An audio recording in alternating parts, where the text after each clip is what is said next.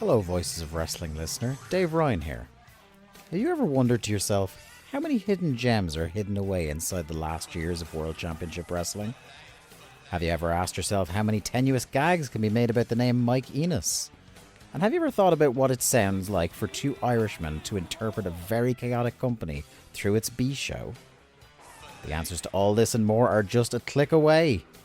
Check out Days of Thunder every second Thursday on the Voices of Wrestling podcast network.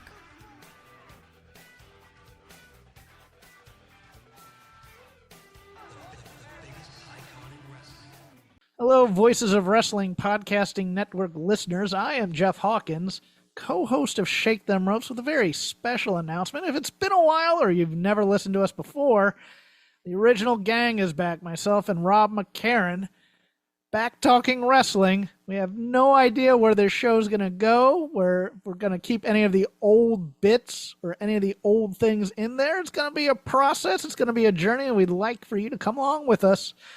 Only on Shake Them Ropes on the Voices of Wrestling Podcasting Network. This podcast is a member of the Voices of Wrestling Podcasting Network. Visit voicesofwrestling.com to hear the rest of our great podcasts, as well as show reviews, columns, opinions, and updates across the world of wrestling.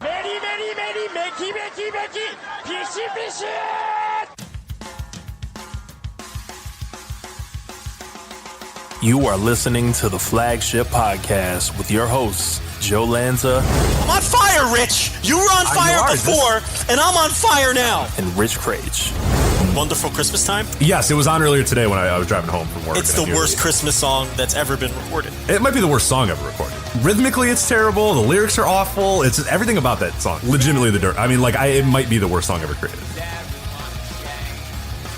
And we are live on the Flagship Podcast. I am Rich. He is Joe. Joe, what's happening? How are you?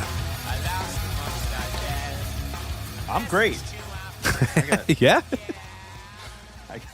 I mean, listen, if you want me to make you feel better, because you've been having a rough go over there tonight, I did spend Sunday morning in the hospital. I mean, does that make you feel any better? That it's almost a Joe Lanza death. Does that not really. No, it doesn't make me that happy to know that my business partner was in the hospital on Sunday. No, it doesn't actually help. There you go. So it's not great It adds to the anxiety. What are you doing to a millennial? Are you fucking kidding?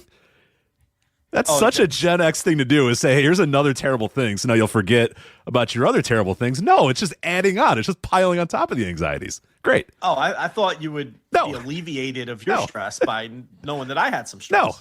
No. Now I'm stressed out for you, plus I'm, what happened? Let's Joe Lanza's good. Don't worry about it. Joe Lanza's good. Okay, good. I'm here. Good thing the Rams were on Thursday then, right? Or did they play on Sunday too? I don't know the Rams. No, they played on Sunday. Okay. Which was a problem. I mean, so damn hospital doesn't have DirecTV. Right?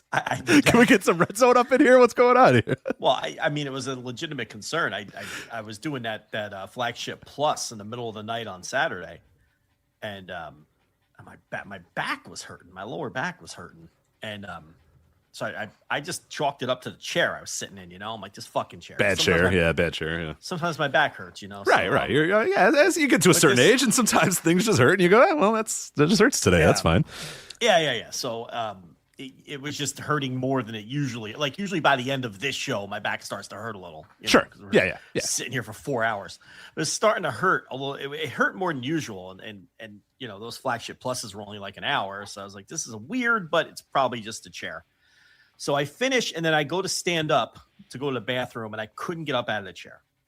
So I'm like, all right, this is definitely it's not ideal. More than just so I get up out of the chair. I drag myself to the bathroom to take a leak. I'm like holding myself on the wall, up on the wall, so I don't fall down. Meanwhile, I'm like, I got to edit this show and get it up. Most importantly, I got these dopey songs I got to edit in and everything. So I get back to the laptop and I get the show all edited. I put it up.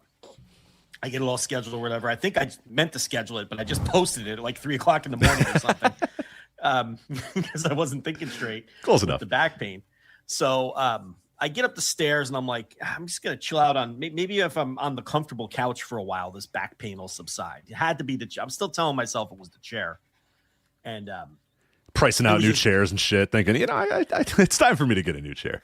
It was just getting worse and worse, and it just untenable pain. Yeah. And this is not a humble brag. In fact, it's actually a weakness, and it's not something that's good, but I have an incredible tolerance for pain, which works as a negative because it makes me ignore things.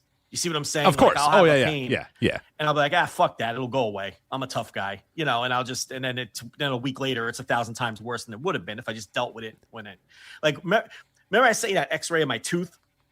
Oh my God. Yeah. That thing. Holy shit. I was running around with that thing for like a week. There's a little eye on the other side of my mouth. And I'm like, no, exactly. It was so impacted, but it was a horrific, and I'm not obviously not a dentist. I'm not in the field, but, I'm sure they see stuff like that all the time, but I don't. And I was like, oh yeah, my the tooth was God. just literally cracked in half, and the nerve is just exposed, and the pain was insane. 9 out of 10 pain, and I was like eating granola on the other side of my mouth. I don't know. I'll get to the dentist when I get there.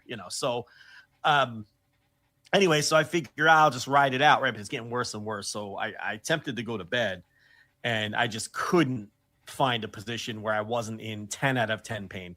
Worst pain I've ever felt in my life. Worse than that tooth, which was the previous worst pain I ever felt in my life.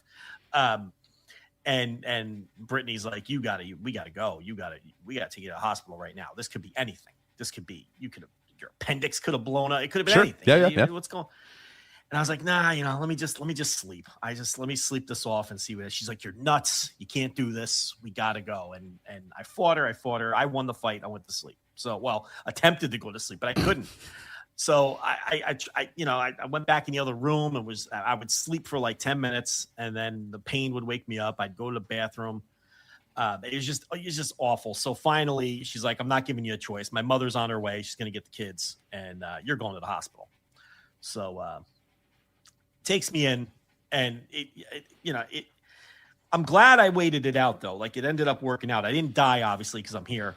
But if I would have thank you for clarifying that. So in the days of AI, I just want people to know this is actually Joe Lanza. This is not which is nice, because hopefully the advances in AI are such that your haters will never know when you die. We talked about that a couple weeks ago, where the show will live on even after we pass because of technology and just we'll pre-record stuff. We'll figure it out. Yes. But the haters will not win. They will not win.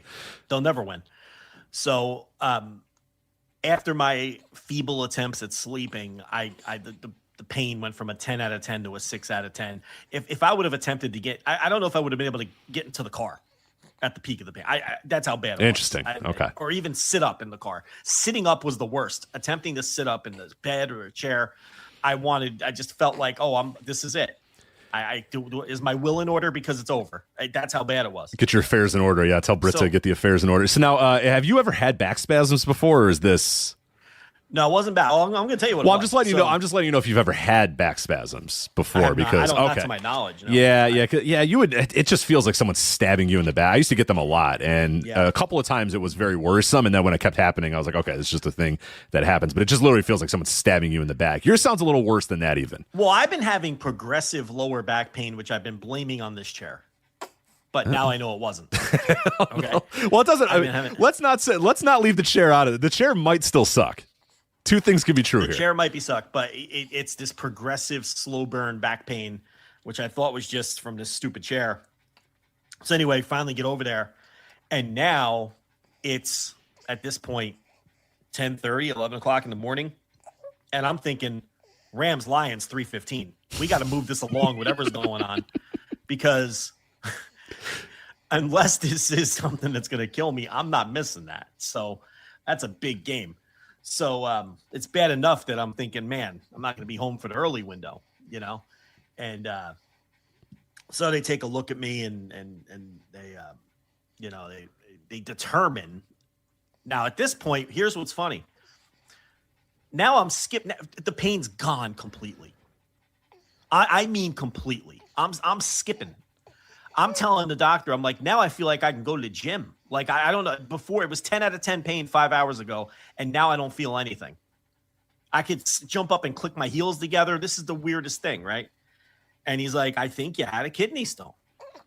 He's like, I think that's what we're dealing with. Yeah, I didn't want to blow the joke, but I was thinking that might be where we were at. And I was like, well, he's like, were you urinating a lot? I was like, every 10 minutes. I had to get up, crawl to the bathroom, hold myself up on the wall. And because I couldn't even sit on the toilet because sitting hurt worse than standing. And I said, I thought of that. I didn't see anything. And he's like, yeah, but they're not, it's not like a rock. It's like, you can't right. see Yeah, it, yeah. You know? I was like, how can like we think of it as even... like it comes out and there's a pebble and you're like, oh, finally it's passed, you know, like. Yeah. I was like, how can something you can't even see with the naked eye? He's like, you'd be surprised. He's like, you probably passed it in one of your trips, which is why the pain slowly started to go away. And then by the time you get here, the pain's gone because you've passed it. Your kidneys are sore. And then eventually the soreness goes away. And I'm like, this is very much a relief if this is the case, but it's also disappointing. Like, I didn't even have to come here. Like, I apparently...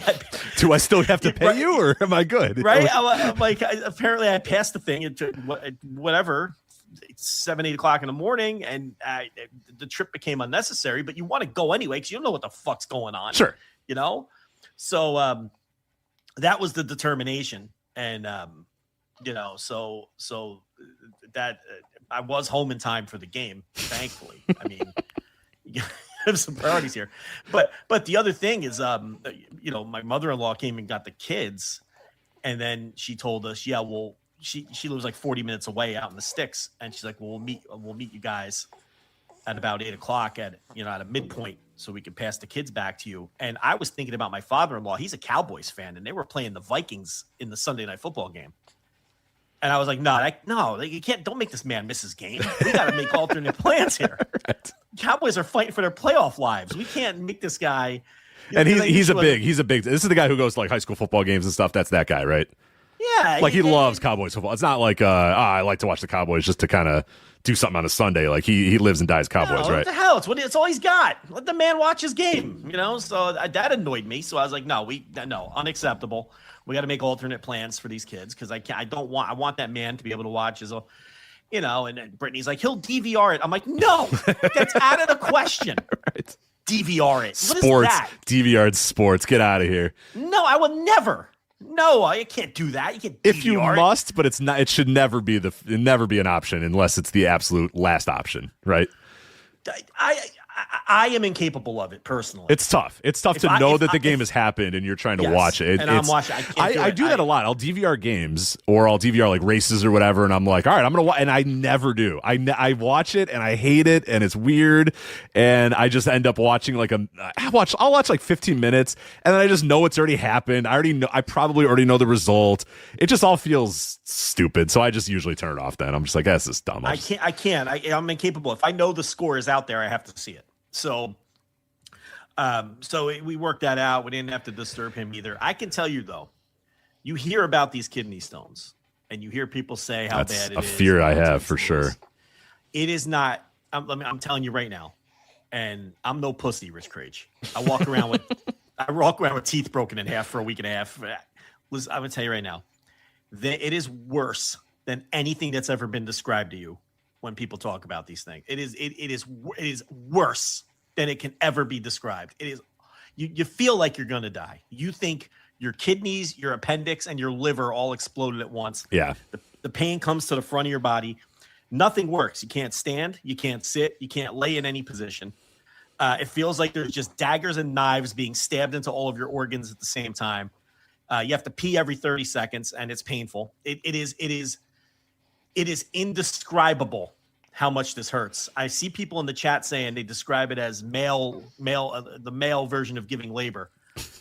I won't say that. We're going to get in trouble. The men of this chat room will get in trouble if we say that. So, well, if giving labor feels like that, then fucking these women who pump out, these women with the clown car vaginas that pump out 8, 9, 10 kids, they're the toughest people on earth because I can't imagine a pain that doesn't kill you that feels worse than I felt on Sunday morning. It was beyond horrifying. Yeah, Johan Benson in the chat room says I've had multiple heart surgeries and the pain is comparable. So that's someone who's had both. heart surgery, both, right? and a kidney stone. And he says the pain of the kidney stone is comparable to the heart surgery. Yeah, it's wild. I believe him. I mean, my heart's eventually going to explode. I got the whole family history. So that's actually kind of comforting. No, the heart pain. You've seen it. You've been there. Yeah. Might be a little less than these fucking kidney stones. Holy shit. I would say that I wouldn't wish this on my worst enemy, but I absolutely wish this on my worst enemy. Now that I think about it. On all my haters and all my worst enemies. There's several people I would like to experience what I experienced, but worse. Because I hear this can go on for days. And for me, it was only a few hours. I am told that this can go on for days on end. My father-in-law, in fact, had it before I knew him, and he said he had to spend an overnight in the hospital where they had to hook him up to an IV and keep flushing fluids into him, so he would constantly be pissing to try to pass these things. And he was in the hospital for a day and a half on an overnight trying to. So it could actually be worse. And could have even missed a Cowboys game while it happened too. They probably would have had the Cowboys on the TV, but I mean, just in case, could have missed the Cowboys. Local, but good chance the Cowboys were on the. They do get the hospitals do get the worst channels, but I'd imagine Fox CBS is going to get covered in the hospital TV. I think you'd have those. I would hope. I would hope. When we went for the birth of the son, it was weird. It was a weird, but they had Fox, they had CBS, it was a lot of very odd channels across the board, but they had the core ones were there. The core ones were there for sure. Yeah, it was like CBS, Fox, ESPN, and then like History Channel, Animal Planet, Discover, a bunch of animals, and there was like 5 animal channels, and I was like, okay, like we're going pretty heavy in the animal stuff. That's fine, and then a couple religious channels, which makes sense, and that was it. So maybe you get like an antenna TV so you can watch Gunsmoke on repeat. Over right, and over. Go to 11.8 so I can watch some. Yeah. So I can watch the Game Show Network. I can watch Press Your Luck on the 11.7. Watch a 1984 episode of Press Your Luck or whatever. I don't know. Was Press Your Luck still going on by that point? I forget if Press Your Luck was a 70s or an 80s game show. 80s. I thought that's what I thought. Yeah, I thought it was 80s. Because it was always exciting when I get to stay home from school because I get to see Press Your Luck. It's a great show. I'm surprised that it's never made because every other game show has kind of made a little bit of a comeback or whatever. It's just now it's hosted by Steph Curry or like fucking Kevin Hart or something like that now. But yeah, Press Your Luck never really. Well, maybe it did, and I just don't even know. It's probably someone in the chat was going to say, "Hey, they brought Press Your Luck." Ryan Seacrest hosted a Press Your Luck reboot 3 years ago, and I'll be like, "Oh yeah, I didn't even know." Yeah. Rob Lowe hosting that one on Fox now. Yeah. Is that so? Is he the floor or the 1 of 100? Because they're like of 100, I think. Is that his? I have no idea. Wait, those are 2 different. I thought they were the same show. They're different. I think because you get those when you're watching the football games on Fox. It's like it's like Rob Lowe in the floor. It's just like someone's on a tile and it turns blue and they go whoa, and I'm like all right, and then they're like and also 1 of 100, which I think is different, but maybe it's not. And somehow Ken Jeong finds his way onto all of them. Oh my God, everything. Yes. As a judge. Go away. Or a host. Go away. Who would have ever thought that guy would become like the Charles Nelson Riley? Everywhere. Every fucking game show. It's him. It's like he's the Charles Nelson Riley / Rip Taylor of the 2020s. We're Rip Taylor. Hollywood Squares staple, yeah. Jim J. Bullock was another one that was always on all the game shows after he couldn't get any more acting work.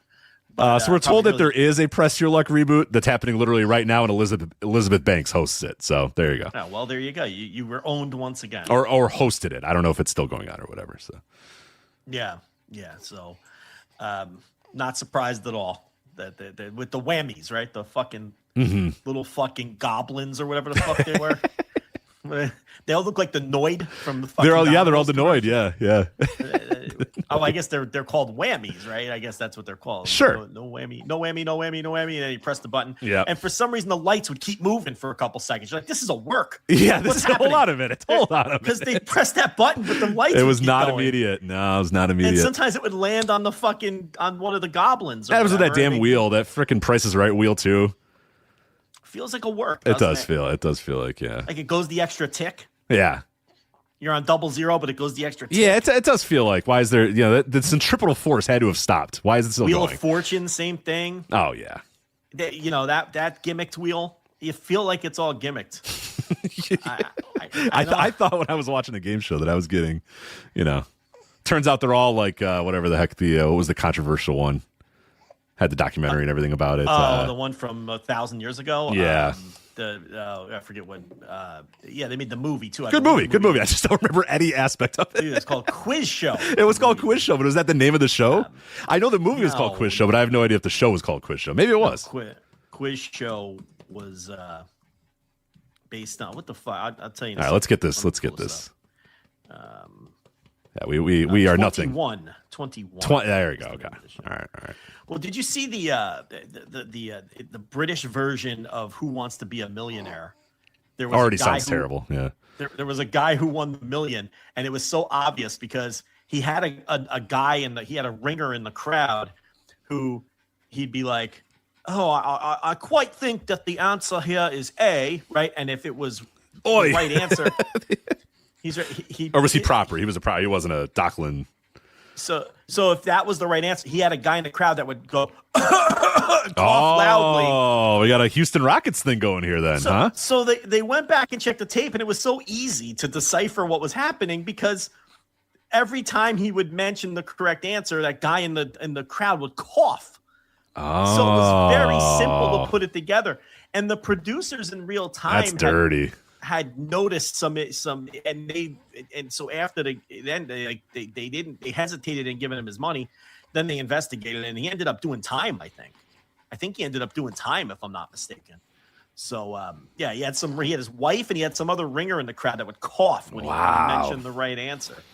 How dare they? How dare they? These are institutions. Don't fuck with our institutions. But that was a pretty shitty plan though, because it's very easy. That's not that hard to figure out. Yeah. Yeah. So it was, but he went all the way. He didn't really. You could watch the YouTube video of him answering every question. He doesn't sell it very well. Like I feel like he could have gotten away with it if he was, if he sold his, I guess indifference isn't the right word. Because in that case, he's a little too confident. He's a little too confident. He was just a little too quick to change his mind on answers based on the coughs. Okay. He didn't have an aha after the cough. After the cough happened, and then he was pretty much locked it in. It wasn't natural, right? It wasn't natural in the way because he'd say like there was one question that involved the band Coldplay. He's like, "Well, I'd never quite heard of this band Coldplay," right? And then Then it, like, I think they were the answers. Like, no, come to think of it, I think it's Coldplay. But you just said you never heard it. Like, it's not, talking too much. He's talking too much, man. He's talking too much. Like when you're in a lie, people that lie, liars tend to talk a lot. You know what I mean? And it's just like, just shut up. You don't have to say anything. Yeah, he that's exactly it. He talked too much, and then when they went back and and looked at the coughing made everything very obvious. But yeah, so I don't know. I survived it. I guess I'm glad that's just what it was. But I've been having these back pains for months and months. So I don't know. I guess it just all came to a head on Saturday night because I haven't had any back pain. And now you're fresh as a daisy. Back's feeling good. Fresh as a daisy. I'm skipping down the stairs. I'm in the chair now. And so let's see. This chair might still be a problem though. Don't rule the chair out. The chair might be causing some issues too. Could be the chair. Well, we'll see. But I'm good, man. I'm fucking. I told the doctor. I said, it's weird. I was 10 out of 10 pain, but on the way here, I was skipping down the stairs. I said, I feel like I could go to the gym, and Britt goes, "You don't go to the gym." He's like, "You never go to the gym." But I might start now. Now that this pain's gone, now this back pain's gone, I might start. Why you blowing up my spot? This doctor's like a decent looking 30-year-old woman here. You're making me Oh, jeez, look at you. I'm like, I feel like I go to gym. I even did a little shoulder roll. I feel like I can go to the gym. Get back to that gym, dude. What are you talking about? You don't go to the gym. Do my big lifts, Yeah. Just rolling her eyes at me. So you haven't been to the gym since 2009, which is true. That is the last time I've been to the gym. Well, because you have it at home. You got the home gym. So, of course, you don't need to go to the gym. Stairs. I just run the stairs. I run the stairs, and baseball season, I do a push-up every time the Reds score. Okay. So, like at the end of the inning, if the Reds have 4 runs, I'll do 4 push-ups. Okay. That's a lot of push-ups. Yeah, that's not bad. Yeah, that's not bad. That's a lot of they score 9 runs and they get them all in the 4th. I'm doing 9 push-ups for 6 innings. You see what I'm saying? Yeah, big first inning is going to put you really early back there. Yeah. Right. So it's like I don't just do 1 push-up for each run. At the end of each inning, I do a number of push-ups for the corresponding number of runs that. Well, it's probably a good thing you don't do that for the Rams because that could be the doofy like mascots that do that for the college football teams or whatever. You get that in high school too. High school, the cheerleader. Like if there's a male cheerleader, they'll do the push-ups. Between that, and it's just like, all right. I mean, it's 45 push-ups. More push-ups. A lot of people don't know that. They're like, I'll do 25 push-ups. It's like, okay, that's it. Yeah, okay. No, I'm a well-built man. It's not like I'm pushing up 110 pounds over here. So and the Rams are putting up 40 every week. I was going to say this year you'd be in some real deep shit. Jeez. So yeah, here we go. We'll see if the back holds up. Then I was blaming this chair for nothing. Fucking kidney stones developing over a number of months. It was probably I probably should have got it dealt with months ago. Probably, yeah. It was probably a much bigger deal. Away. But yeah. That's hey, the health insurance will be turning over at the end of the year. I'll put it off. Maybe. Dudes, dudes rock so much. Look at us. You're just like Yeah, we did. I'll deal with this. Immense pain because I don't know, the insurance is turning over, so I don't want to. Yeah. I was Googling the symptoms and like it was like, well, it could be a faulty pancreas. I'm like, this is too scary. I don't care anymore. I'm just I'll go check it out. There's a game on. Once it gets to, once it explodes, then once it ruptures, then I'll deal with it. And exactly. Yeah, which, you tried, and thankfully, women exist too. While dudes may rock, women certainly are much better than us and tell you you're an idiot. Go to the goddamn doctor, and then you went to the doctor. Talking about pancreas cancer. I don't want to hear it. I'll deal with it another time. So. So there, the insurance, it's important. The insurance turning over, switching carry, it'll be a mess. So anyway, I'm sure there's some wrestling to talk about this week, but hopefully I was able to, ease your mind a little. No, you just added to it. Yeah, we got, like Joe's got a pancreas that might explode at any moment. More stress. Why would that be less stress in my life? Think about it. Why would that stress me out less? If I'm not even worried, why are you? Because you're an idiot. I'm skipping down the stairs. Because you're a moron. Clearly, we've discussed this. Yeah. The last 20 minutes of the show. You're an idiot. You're a stubborn idiot. It's probably true.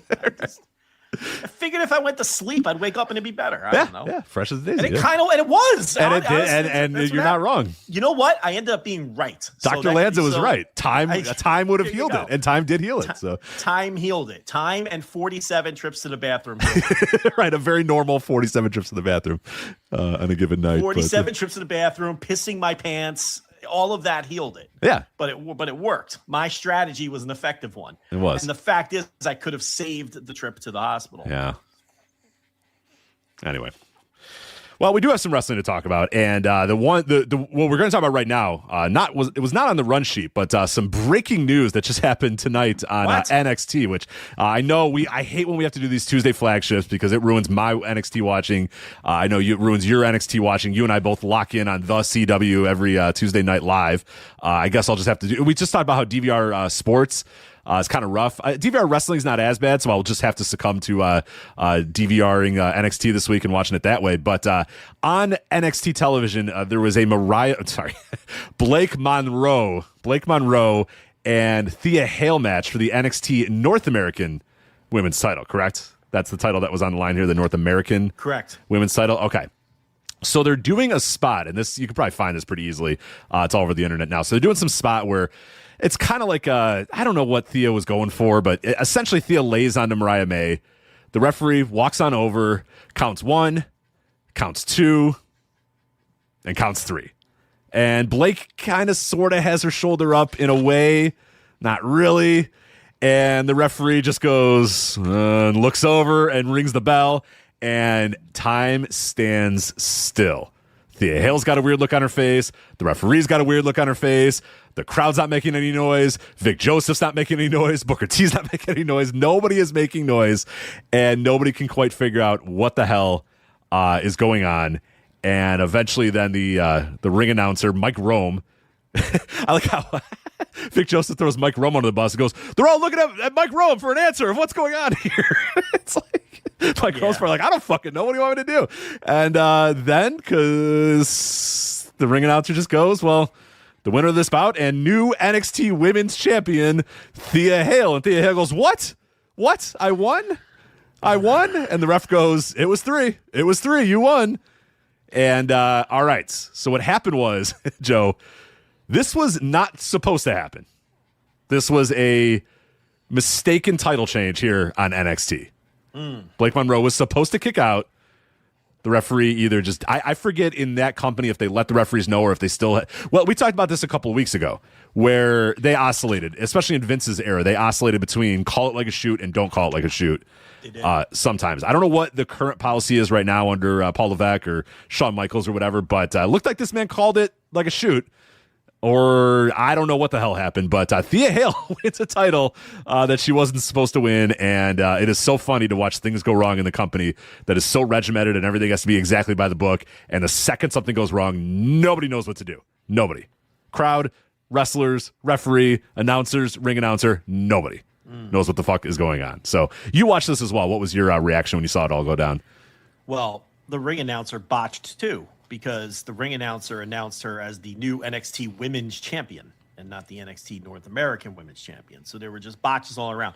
You could see how everything gets thrown off, from the ring announcing to the commentary to the refereeing to, there's one little mistake in that company and you can forget it. It's a house of cards. Yeah, it all falls.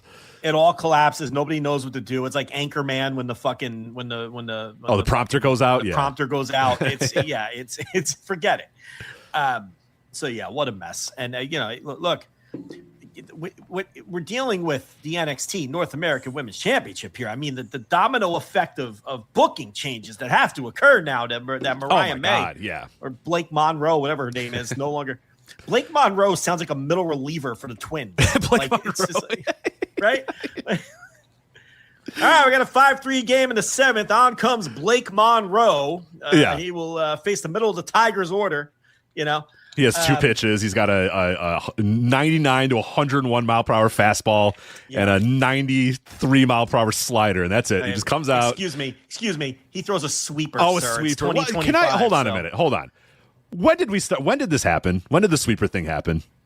Well, it has slightly different break than the slider, so we have to create. It's the same. Every time I see it, I'm like, in my life, that was a slider. That was a slider. My entire life. You can't have 2 different. See, you can't throw the same pitch anymore. If it looks slightly different, they come up with a new fancy name for it. Okay. And then everybody else sees some other guy who throws this different breaking pitch, and then they all copy him and throw it. So now we're creating a new pitch. It's the new, it was the trendy pitch of, I guess 2024. The sweeper. Not the sweeper. Yeah, okay. Sweeper. So yeah, the guy, Blake Monroe definitely throws a 101 mile per hour. It touches 101, his 4-seamer. Yes. And he also throws a sweeper.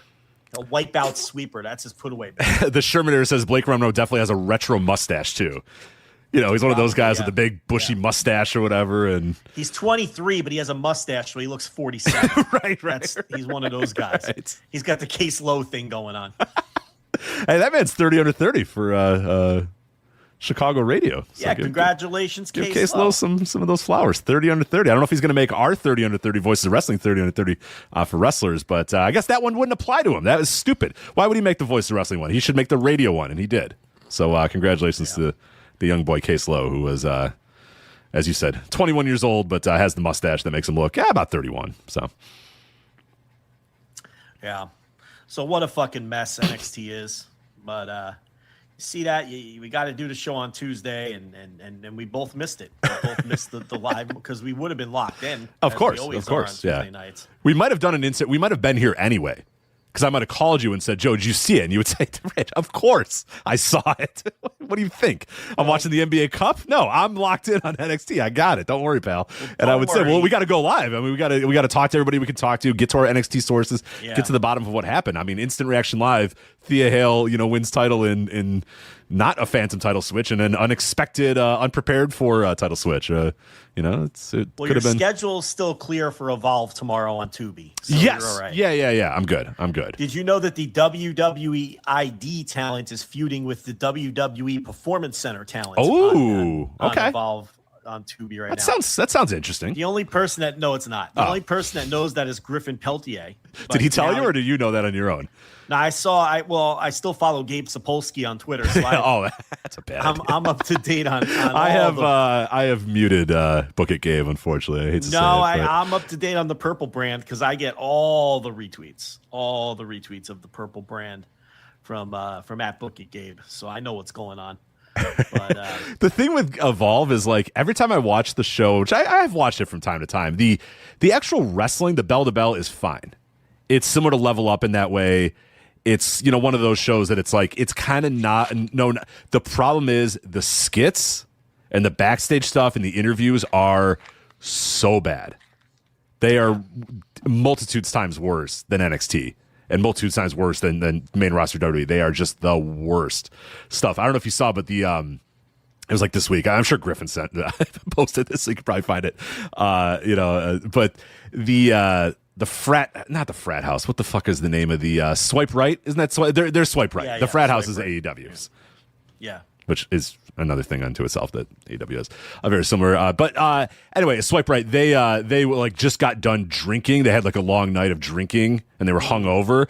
But the room was so bad. It was they asked some Michael Hayes like designed the room or whatever. So it's got like a Goodfellas poster, and there's a bunch of red cups, and it's like just generic stuff on the wall. There's a dartboard. It's just like it's like the worst set piece from like a 1999 like college movie.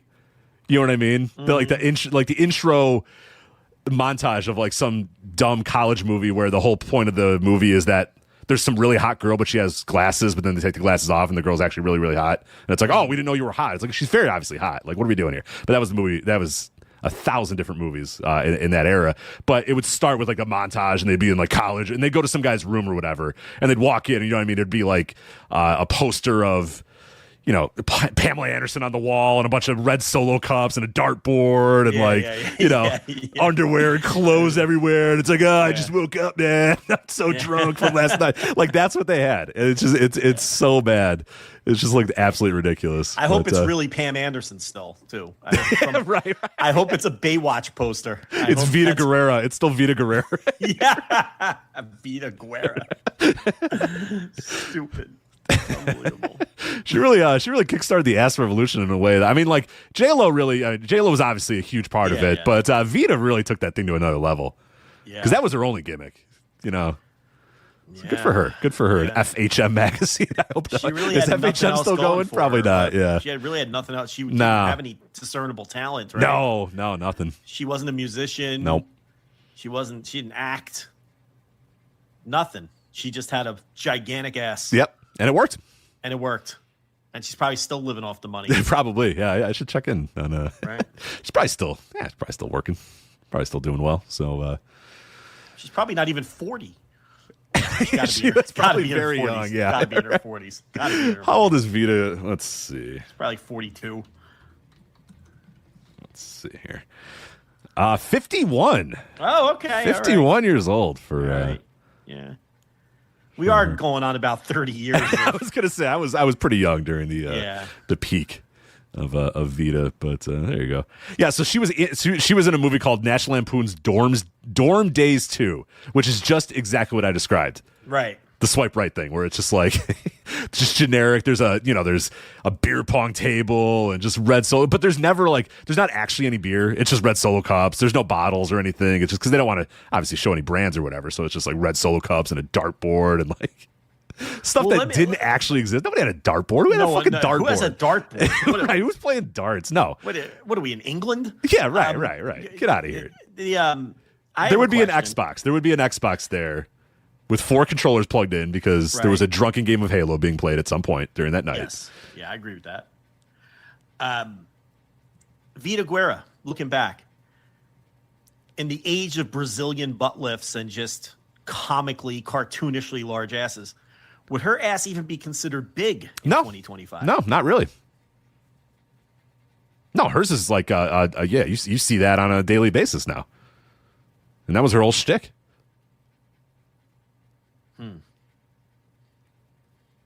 I think we're starting to go in the other direction a little with that. I think it reached a point where it's like, all right, everybody kind of said, okay, we need to take this back. We got to reel this back. Yeah, it's got to go back a little bit. A Vita Guerra-sized butt is perfectly fine. We don't need to get sketchy surgeries that are killing people, which is what's happening, by the way.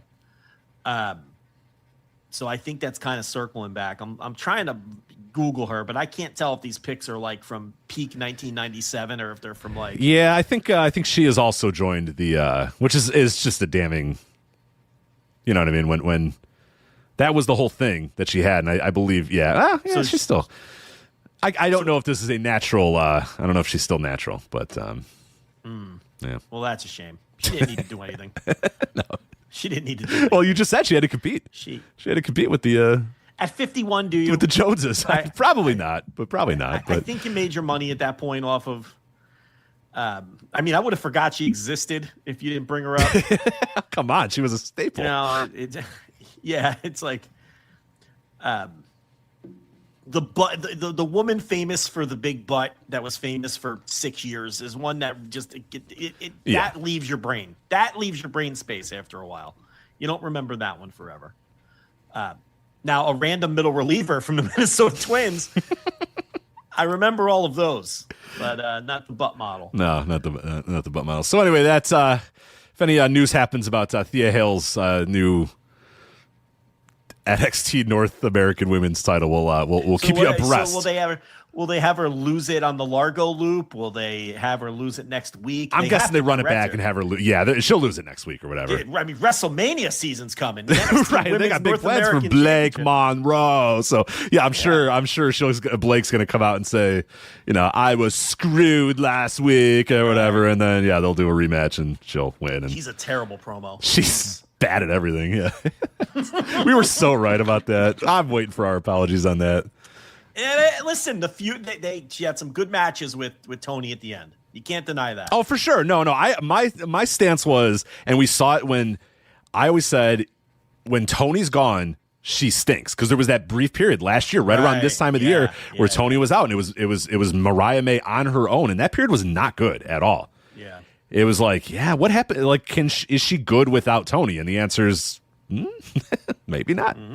Maybe not. But there you go. So we'll thankfully we're not doing a show on Tuesday next week, I don't think, right? What are we looking at? Oh God.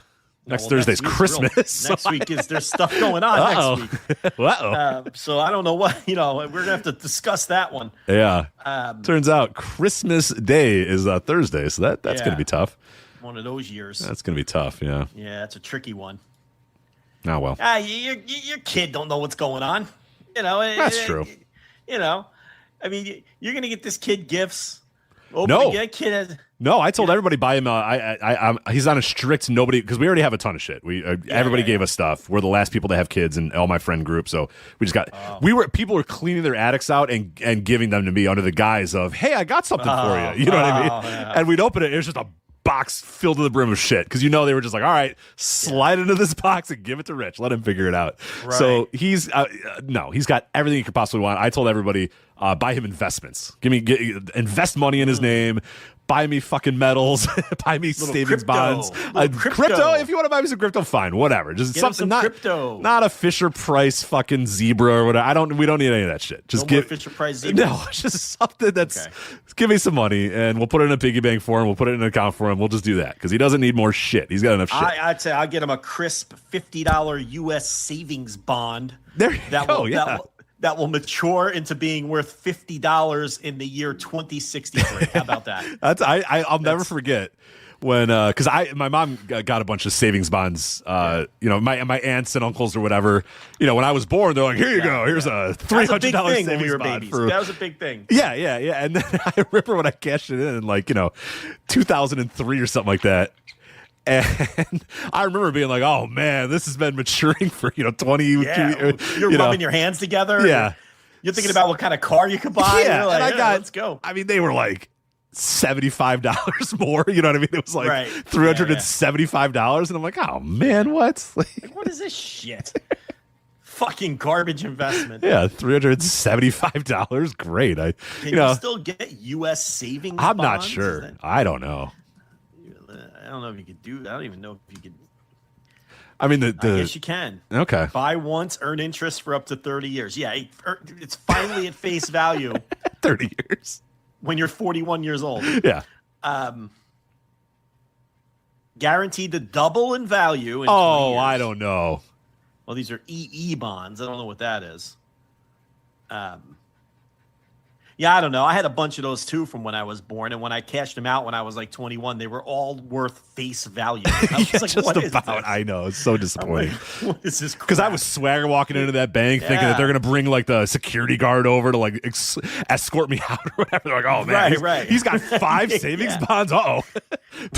Better call Franklin in here to make sure that get the Brinks truck pulled up or whatever to give me, and they're just gonna hand me a bunch of do you want a burlap sack, sir? Or do you want a briefcase? Like, how would you like all the bring me into the private office to deal with the bank manager? Right. Who he's got savings bonds. Uh-oh. Look out. They're from 1988. Woo. Get the bank manager. Do we have enough in the vault for this? Right, man? right. I didn't know. Hey, you're gonna have to come back tomorrow because we don't have enough money in the vault here. And then so I cash them in. I'm waiting, and they're like, "All right, sir, here you go." And it was like, here's your $130. Right. I was like, oh man,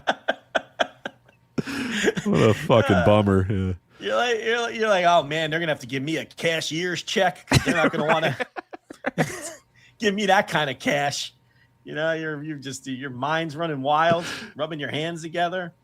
Yeah, no, that's a horrible savings bonds. Horrible.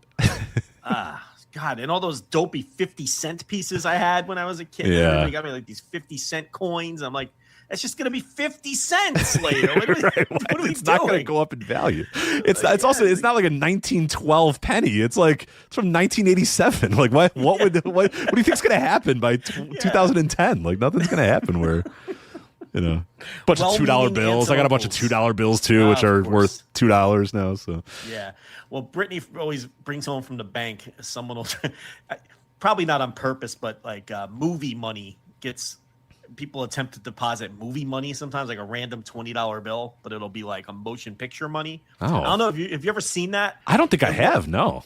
It looks exactly like actual money, except where the paper's got to be entirely different, right? It is it doesn't pass any of the security. okay, but it's not even close, right? But it looks exactly like it in the fake serial number, except across the top it says motion picture currency or something, where it normally says U.S. Treasury or whatever on the bill. I can take a picture of it and say, but every now and then that'll get like in someone's deposit because they don't mean it. These things are in circulation randomly because it's hard to tell. If you're just looking at them fast, you don't know that it's fake. You know what I mean? So she'll bring those home sometimes, and other random. Sometimes people will bring in coins. You get some old lady bringing all her coins in, and she's got pennies that are all from like the 1920s. Yeah, really that's pretty cool. Like that. Yeah, it's pretty cool. She's probably got all the state quarters as well. There was a while there where I was trying to get all the state quarters, and then I was realizing, why am I doing this? I don't care. Well, her and everyone else at the bank, whenever something funky comes in, they all fight over it because to them, all that matters is the face value. So if you get like some quarter, some rare coin or something, you just have to replace it with a rare with the I see. From as far as the bank knows, that quarter's worth 25 cents. Yes, the bank doesn't care if as long as you replace it with another nickel, you can take it. So it's like, there's always funky shit coming back here that she gives to the kids and everything. But foreign currency too. That I would probably collect foreign currency. There was a guy at my bank. Anytime I would bring in something, if it was foreign, he'd do some sort of exchange for it or whatever. He always wanted foreign currency, but. Yeah, the state quarter thing. What was that in like the year 2000 or whatever? Somewhere around there. Yeah. I got big into that. Well, my mother got me the map for Christmas. The map. I never got the map. I'm very jealous. See, I was the opposite of you because I was like, what the fuck is this? You just gave me a chore. Right. This isn't a gift. It's a chore. Now I got to fucking find these stupid quarters because you just gave me goddamn New Hampshire. I got to go far and wide to find freaking New Hampshire. Yeah, great. You put me on a fucking quest that I didn't ask for is what this is. What kind of gift is this? This isn't a gift. Now I'm aggravated. So I still think I have that unfinished map somewhere with like 6 quarters in it. I tapped out very quickly. very quickly on the map. Yeah, it doesn't seem like your type of vibe. You don't strike me as a coin collector type. That was my shoot reaction. I'm like, Ma, what the fuck is this? You're giving me a quest. You're giving me a fucking aggravation for Christmas too. I feel like that's and that had to be. Did she know that was a bad gift? Because like that doesn't seem like you at all. I don't know you as much as your mother knows you, but that sounds like a terrible Joe Lanza gift. Well, she's a brutal gift giver. Okay. And my kids are just starting to learn that now because they're just getting to the age where they know what a bad gift is. Like when kids up to a certain age, kids love every gift that they get. They don't care what it is. Right. It's new. It's theirs. It doesn't matter. Yeah. Right. But now they're getting to the age where it's like, I'm not wearing that shirt. You know what I mean? Like, or they're like, I don't play with that. What is that? You know, so they're starting to get to the age, and now it's bad gift time. They're starting to recognize the bad gift giving of my old lady. So anyway. Oh well. All right, let's actually talk about some professional wrestling here on the flagship. So tonight we're going to talk about Wrestle Kingdom 20. We now have the final card for Wrestle Kingdom 20. I watched the main event. I don't know if you watched this as well, the World Tag League Finals, the main event of the World Tag League Finals. So I did not watch the rest of the show. I did watch Aaron Wolf enter the ring, and I also watched the World Tag League Finals. So I can give you quick little thoughts about that. Tokyo Sports Awards announced earlier today with some record, some history being made by the MVP. We'll talk about that here in a little bit. The first time ever this thing happened for the MVP. We'll talk about Saturday night's main event. But of course, if we're going to talk about Saturday night's main event, we have to start off with the big news of the week. Now, you did a Flagship Plus episode at flagshippatreon.com Saturday night, early Sunday morning, as you were passing a kidney stone, all about the reaction to this. But you did say on that Flagship Plus that we're going to talk about it at length here on the Flagship, and we absolutely will. You have to start this week off. I say start this off. We're 49 minutes into the show. Start this week off with John Cena losing his final match, tapping out to Gunther, the reaction of the crowd in Washington, D.C., the reaction of the crowd when they saw Triple H out in the audience and out by the ring, the company's response in the aftermath, that fans chanting at Triple H during the post-show, not press conference or whatever, the post-show, I guess you'd say, the post-show panel thing or whatever, how the media has handled it, how the wrestling media has handled it, and so much more. But yeah, let's go big picture, and then we'll kind of hone in on these different topics here. John Cena taps out, loses to Gunther. Gunther retires John Cena. It got a lot of strong reactions on Saturday night. Now, I watched this on Sunday morning, but I was getting a bunch of text messages and people saying, well, what do you think? What do you think? You know, a lot of thoughts. Everybody's got thoughts about this. That's what's really interesting about this. Everybody's got some thoughts and some takes, and it's been some water cooler discussions at my work for sure. What did you think in totality? Maybe, like I said, big picture thoughts about Gunther tapping out John Cena, and then we'll kind of get into the nitty-gritty of how everybody's reacted to it. Okay, so I don't have any problem with Gunther beating John Cena. I do not either. No, I don't either.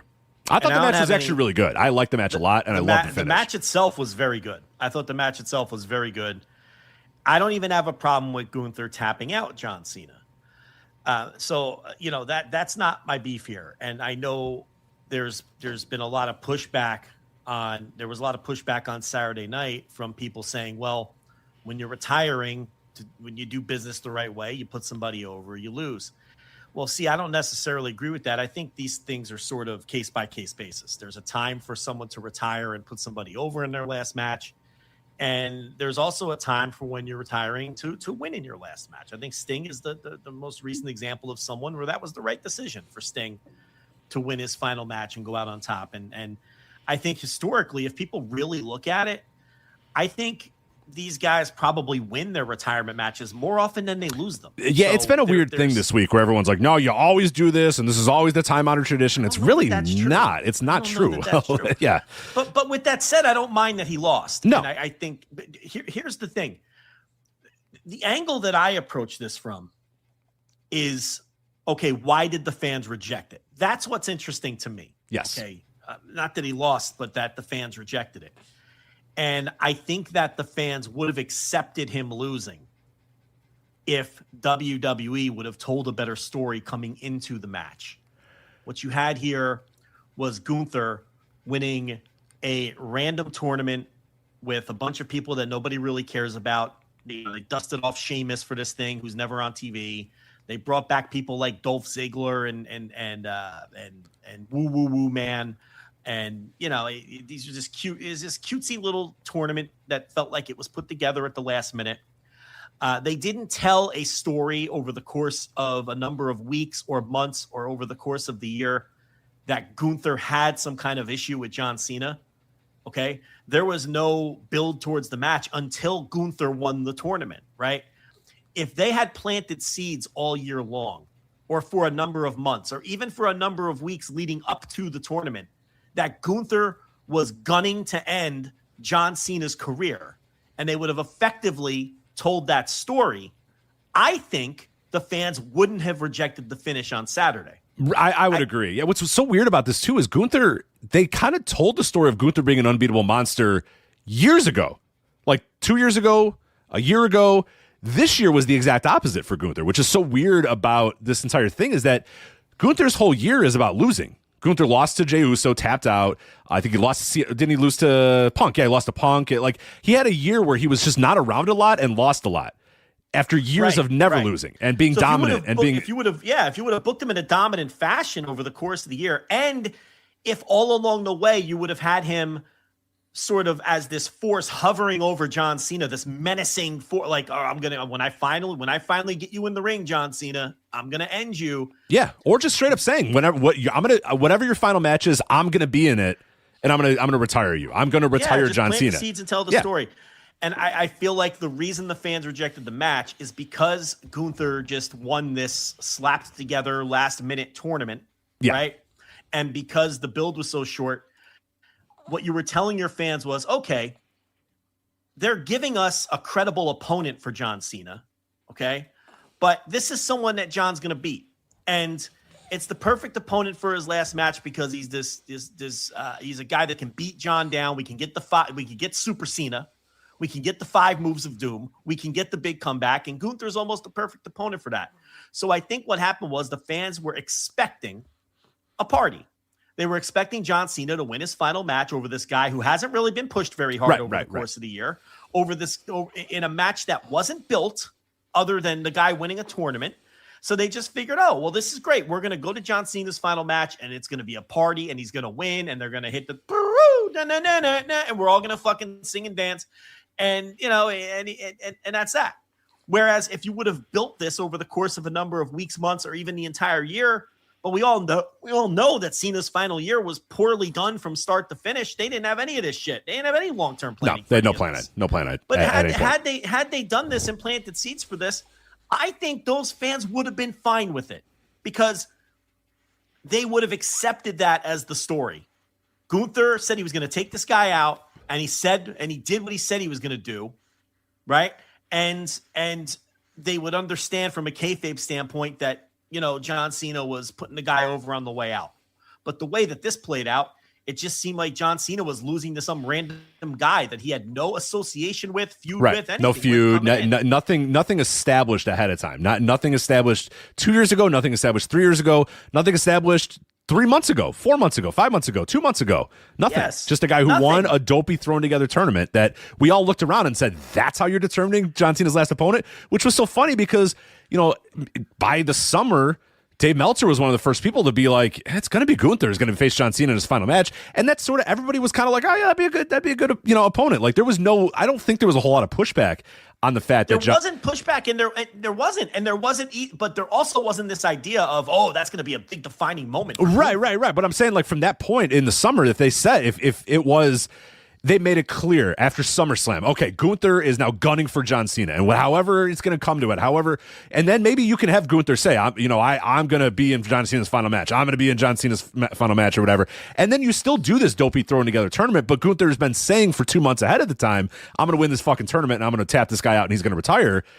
Like you had established a little bit of doubt in the fans' mind, but like you said, the fans come into it thinking this is really thrown together, and we're just here to kind of wave goodbye to John Cena. Great, he's going to do his little, do the AA, the 5-knuckle shuffle, and he's going to pin Gunther, and he's going to overcome a monster, right? That a respected push guy. He's going to overcome this respected push guy. If for 6 months Gunther's screaming, if for 6 months Gunther is doing promos like he did on Monday, talking about tapping out Cena and whatever, get that doubt in people's minds, and then it would be a less of a, people go into that match thinking, oh God, he might lose this final match, where I don't think, like you said, I don't think anybody did. Right. And then they're not mad when he does because it's a possibility coming in.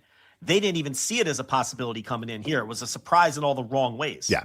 Because this, to those fans, this wasn't the time to do that kind of shock finish. They in a company where they pride themselves on this alleged fantastic storytelling that they do, that nobody else, it's what we do, right? It's what we do. We tell stories. We tell stories. We make movies. We tell stories. It's what we do. They told no story, and it backfired, and the fans shit on it, and they rejected it. And the heat was not on Gunther. The heat was on the company, and the heat was on Levesque. And that was very odd. They weren't mad at Gunther. And I'm sorry, you could take your little phone footage of one guy cursing at Gunther leaving the back of the building, and you could miss me with that, Rich. Did you see that pathetic attempt to claim that Gunther's getting mega heat because one guy goes, because one guy outside gave him the finger, so he's getting mega heat. And Heels got stabbed.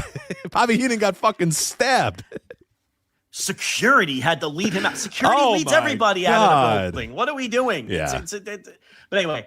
To your point, too, and not to interrupt, but like if Gunther was spending months and months and months saying, I'm going to make John Cena give up. He said forever, he's never going to give up. Well, I'm going to make him give up. And put that in fans' minds. I'm going to make John Cena give up. I'm going to make John Cena give up. I'm going to make John Cena give up. And John Cena could come promo saying, I never give up. You know that. I've never given up. I've never tapped out. So Gunther, you want some? Come get some. You know what I mean? Like, at least get that in the fans' minds. But they didn't have that. Their fans had no inclination. Yeah, no inclination. And I don't even think you needed to be that blunt with it. You could have just had Gunther hovering over this guy all year. I mean, this is the same company that under Levesque loves to do these little Easter eggs all the time. Remember with the Bray Wyatt stuff or random promos, there'll be someone lurking around in the back. And oh my God, storytelling. This was perfectly set up for that, though. Yes. At every turn with Cena, you could have had Gunther lurking. Yep. You could have had I'm Gunther, coming for you. And anytime Gunther's, but again, it's one of the fatal flaws with WWE and their stories is that you aren't always involved in a story. You're in the story. We always talk about this. AEW is very good about the extended universe and people can cross over and they're always truly, if they've been friends forever, they're going to stay friends. If they've been enemies forever, they're largely going to stay enemies. In WWE, whoever you're feuding with at that exact moment is who you're feuding with. So the idea, but you're right, would have been a good idea is Gunther could have been involved in something else and say, and you know what? I still have my eyes on John Cena. He's going to retire this year, and I want to be the guy that does it. Even if he's feuding with CM Punk. Like, you can still do that. Exactly. So what does this all tell us, though? It tells us they had no long-term plan for this retirement, and they decided on Gunther when they decided to do the tournament. Correct. So this totally exposes this idea that WWE does this fantastical long-term storytelling. So much of pro wrestling storytelling in any company in reality is just the hardcore fans doing most of the work with headcanon. Can we just be honest about that? Always. I mean, that's always been the case. We've talked about that before. This is they exposed themselves here. They knew Gunther was winning when Dave reported it, when they put the fucking tournament together. And because of that, because they did a poor job building up the anticipation of Gunther finishing this guy's career, no one expected him to finish the guy's career, and you ruined everybody's party that night. And the heat didn't go on Gunther, it went on the company. And it went on Levesque. So that's kind of my overall take on it. It's their own fault for telling no story, not even telling a poor story. And because even once Gunther won the tournament, the story became Gunther's like the anti-sports entertainment guy. He's the ring general. He's the wrestler. I never liked John Cena. That was the story more than I'm going to end this motherfucker. Which is a dumb story too, because if you're going to do that finish, again, if you're planning and you tell stories, which supposedly they do, right? If you know the ending is going to be, let's say nothing changes about the match, because I know a lot of people in the chat room are saying, oh, I hated the smile, I hated John Cena smiling or whatever. If that was what they decided that they were going to do the finish of, and that's what Cena wanted, I agree. I agree. I could do without the smile Cena too. Played that all wrong, and that. Now, look, people will defend that from the standpoint of, I know what Cena was going for. Oh, I'm content. My career's over. Right. I can't. I fought. You know what? It's over. I'm good. This is it. I'm going to tap. But I thought that was a very, look, you know what? It really fits the melodramatic community theater style of WWE right now. Yep. From that standpoint, you can't really knock it because that's what they do. Right. They're a company of show, don't tell. Yeah. You know now, what I mean? Do I think it sucks? Yes. I think that it's totally ridiculous that he had that smirk on his face and tapped out. My personal preference in pro wrestling, he should have fought until he was unconscious. That's how I would have done it. But this is WWE, where it's not pro wrestling. Right. And they wanted to do the visual tap out, because then the idea the day of was that he's never tapped out ever, that he's never given up. So they wanted to do that. But yeah, I would have had him. Okay, well, why does he have to give up? Why can't he go out without ever giving up? It's John Cena. Well, you got to talk to Paul Levesque. He's losing anyway, so why not let him protect that part of it? I don't mind that idea of the never give up guy giving up in his final match. Like that I don't bother me either. I don't hate that. No, I don't. Let's listen. I'm not bothered by it. I'm not bothered by anything they did here. I'm just explaining why it didn't work for their fans. Yeah. And the other thing here is I don't listen. And we could talk about what happened on Raw. I'm sure we'll get to it. I don't think this really did any. Gunther was already over. Gunther was already over with that fan base. It's not like they took somebody. Listen, this wasn't Obafemi who did this. This wasn't, I can't even think of another example. Just someone who they've never pushed before. Or somebody called it from NXT. Gunther is already over and has been over and has held the fake world title and is seen as a top guy. Maybe not a tippy top guy. He's not Cody Rhodes or Punk. And maybe that's where they're trying to get him. But I don't think that this necessarily helped him get it over any more than he already was. And, on Raw, he got a reaction that I would describe as slightly above average heat by modern day standards. And I know there's a lot of people going crazy saying that he had molten heat. That's a bunch of bullshit. Well, because the lapdog wrestling media and aggregators and engagement accounts, that's what gets them over, and that's what their fans like to see. But that shit sucks. Yeah, that shit of, oh my God, mega heat or whatever. Come on, man. They were going to say that. Yeah, exactly. They were going to say it no matter what. No matter what the reaction was, that was going to be the case. The tweets were ready to go before it even happened. You're right. He had slightly above average heat by modern standards. And, it was kind of that play along heat too, because it's fans booing with a smile. It's like, oh, all right, we're supposed to boo this guy because he retired John Cena, so let's all boo. It's not, we hate this motherfucker and we want him to die because he beat John Cena. Because the heat here is still on Levesque and the company more than it's on Gunther. Yes, yeah. And it's sort of that play along heat. And if you watch the crowd, if you go back and watch these clips, okay, and watch them on Netflix, because I don't trust what they put on YouTube, but or trust what or watch what people put on Twitter in real time. If you watch, you get that above average heat where there are clearly people booing, but then there's lots of people not doing anything. They're just, you know what I mean? It's that WWE thing where a lot of the fans are just watching and smirking and smiling, right? And then they did this thing where when the booing would die down, they'd press the button. Of course. They'd press the Dom button. They'd press the fucking Xavier Woods button. And then that would encourage the fans to perk back, to keep booing. They did that several times during that segment. So if anyone thinks that this guy got some kind of molten heat coming off of this, or if he's especially more over than he was before, their own company felt like they needed to do canned heat to help this along on Monday. Okay? They themselves felt that he needed an assist in getting heat that night. So you can't sit here and tell me that this was any kind of great heat. I'm telling you, I don't think he got any additional help from this. Now they're clearly gonna push him hard. They're gonna give him the gimmick of the guy who retires people. They already shot the angle with AJ Styles. He's gonna retire AJ. Whoever else, whatever olds are around, I don't know, whatever the destination is. He'll probably retire Mysterio. He'll probably maybe even retire R-Truth. Yeah, we can do R-Truth again. Maybe you build to Brock. I don't know what you do, but they're going to push him. And maybe that push will get him over. And, maybe this match was the impetus for that push. But based on what I saw on Monday, he isn't over, or he doesn't have any particularly any kind of extra heat that he had before he beat John Cena. Well, so this term isn't used this way anymore. But to me, the term is kind of taken on in a completely different life. But to me, what happened on Saturday was cheap heat in the sense of it's so easy. You have whoever's going to retire John Cena is going to get a certain modicum of heat, no matter what, no matter who it was in that spot, they're going to get the quote unquote heat for retiring John Cena. But one of the issues with this is, yes, you're going to get some of that heat because you're retiring John Cena. But here's the problem. We're starting at the top. If the story of Gunther is I retire legends, you retired John Cena. Like that's the second. You retired Goldberg, even though nobody remembers that and everybody forgets it. I had somebody in my work that was like, yeah, he retired Goldberg. And I was like, what? Oh, right. Yeah, the Goldberg retired. Completely out of sight. Right over my head. I forgot about that. But, okay, so he retired Goldberg and John Cena.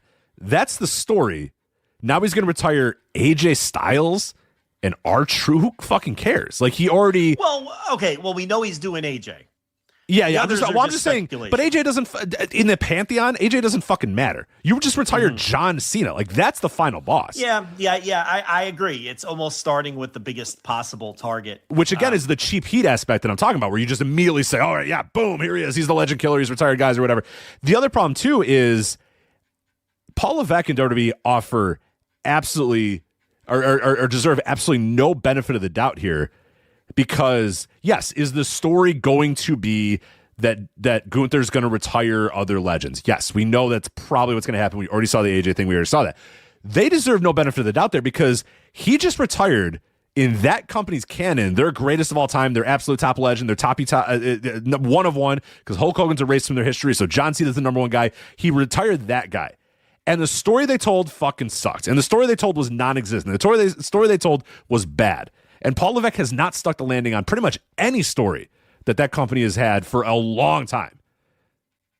He told the Cody story of Cody beating Roman Reigns, sure. That's kind of it. If you really look at what Paul Levesque's really, truly, his A, B to C. How'd Solo Sikoa work out? Yeah. I mean, the idea was to make Solo Sikoa a top guy. Right. The bloodline's still kind of happening because they never told a cohesive story to end that thing. Because Sikoa he picked it because Sikoa didn't work, right? And he hasn't had a great year creatively, and so I think what people are doing is they're kind of saying, well, obviously the story's going to be this, and he's going to retire. That's great. We all know that that's the story, but like we should, and this the problem is the current state of wrestling media is not equipped to actually discuss this at length or analyze this sort of stuff, but.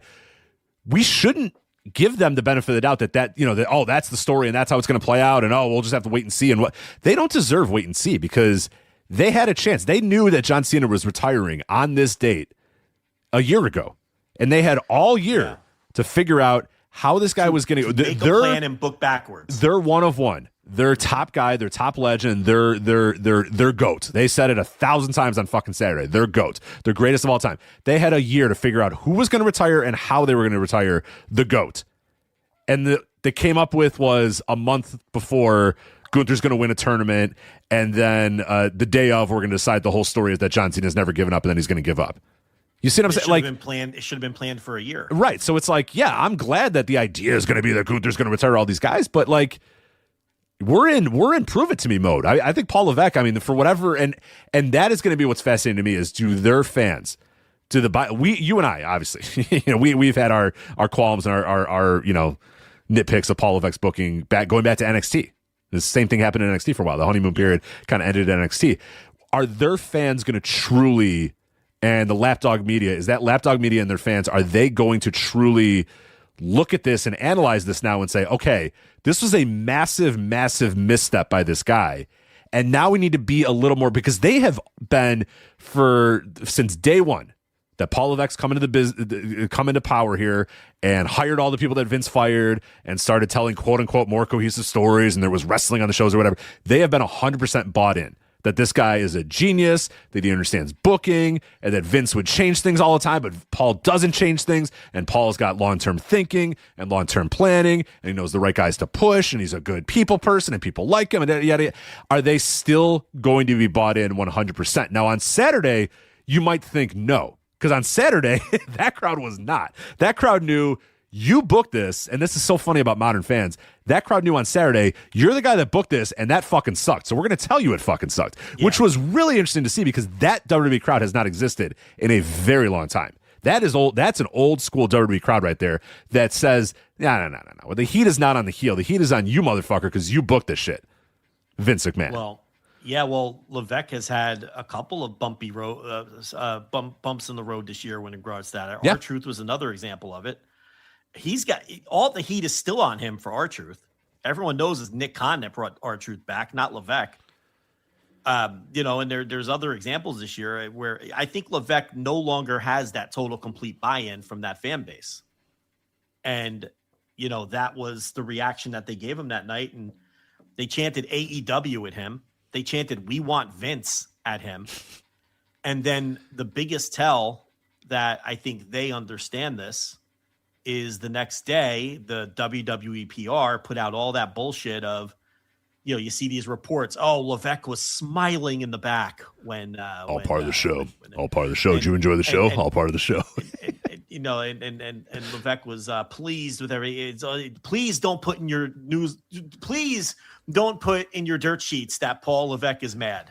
That's basically what the PR blitz was the next day with the shit that they fed to the various news sites about. And the other one I love was Paul Levesque was telling people that was the desired reaction that they were looking for. Oh, really? Your desired reaction was to get booed and have fans chant AEW and "We want Vince" at you? Right. That was the desired reaction. Silence in the building when it initially happened, and then the only heat being on, because they didn't really boo Gunther. They didn't boo Gunther at all. Ever. Even when he went to the back, there was a couple people with the middle finger or whatever, but he didn't get boos.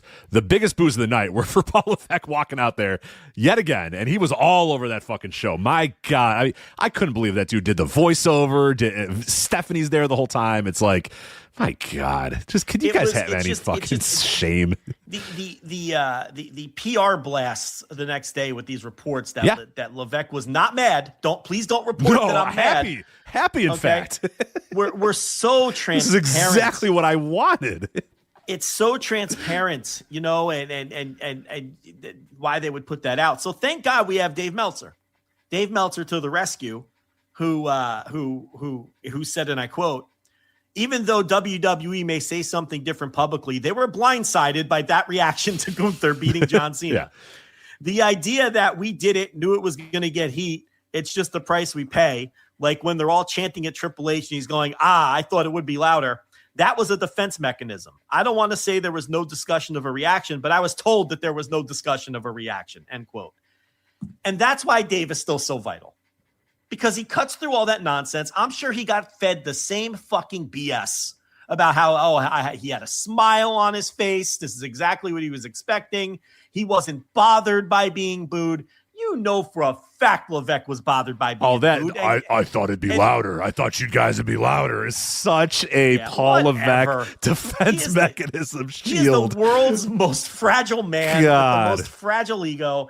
And Dave cut through all of that bullshit that, a lot of other places, but, I know that's what they're being told by the PR teams and all of that. And that's it was very clearly bullshit. So I'm glad there's someone out there who, isn't afraid to cut through that and be like, no, it's the total garbage. That's not the reaction they were expecting. Now, could they meaning the company internally, are they happier with what they saw Monday night? Maybe. I was not impressed with the heat that Gunther got on Monday night. I wasn't either. But, I describe it as slightly above average heat by modern standards. You always talk about heat with a smirk and booing with a smirk, which is not the same, because that doesn't sustain. That was the New Day stuff. Ha, ha, ha, we're booing the New Day because that's what we're supposed to do. That stuff doesn't sustain. That stuff doesn't actually get you to go to the building and buy a ticket and watch a show to see the heel get theirs and get that. It's you go to the show, and when you're at the show, you go, ha, ha, ha, that's what we're supposed to do. We're supposed to play along. Play along heat is not heat. It's because WWE fans, modern WWE fans, see themselves as part of the show. Correct. And they play their role, okay? I talked about this all the time with Dominic. I talked about it with the New Day stuff. And WWE is not shy about directing those fans who see themselves as part of the show by using canned heat to encourage them to get the reactions they want. We've told this story 1,000 times. We had a spirited discussion with Cody, who defended that. Who defended it to us, me and you, the discussion we had with him. We've told it a million times. I'm not going to tell it again on the show. But we were pushing back on this idea. To us, it's not pro wrestling when you're dictating to the crowd how they should be reacting with canned heat and things. And his philosophy was, no, well, what's the difference? All that matters at the end is the reaction. And I philosophically disagree with that because like you just said, it's not real heat. Right. It's not sustained and it's not actionable heat. It's not emotional heat. It's play along heat. Yeah. Yeah. And that's an important distinction. And we see it. We saw it play out this year. We saw it with the New Day, that the idea of, and to a lesser extent, Dom, who has kind of turned that into something a little bit more. But the New Day is the perfect example of it, and we'd said it at the time. Hold on, in Mexico, yes. But the thing is, in Mexico, he's a baby face. They cheer him. Right. They cheer him. His actual heat is still wink, wink, nudge, nudge heat in America. His heat in America is still the bullshit heat. Right. And that really doesn't. There's not much you can do with that. And the New Day is the greatest example of that because we called it at the time. We said, okay, great.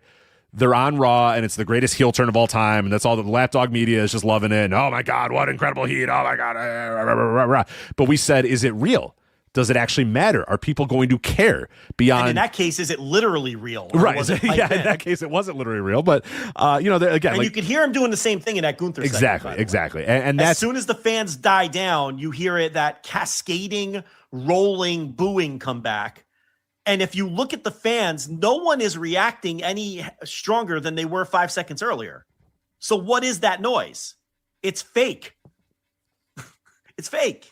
Anyway. We're the only people that seem to notice that, but even though it's always the same fake noise all the time. People have fucking ears? No. Well, their ears tell them that noise is happening, so they just assume that the noise must be. Did you look at the fucking crowd? Yes, they need eyes. The problem is they have ears, but they maybe don't have eyes. They have one or the other. They don't have. So, but yeah, it was obvious. And like the Gunther promo on Monday was okay. Like it was fine. I get what they were going for, but I didn't get the sense that this was this guy just tapped out John Cena in the middle of the ring, clean as a sheet, to retire him. This has to be now like. This is not fuck around time. This has to be now. This is the dude. And they'll push him, and it might work.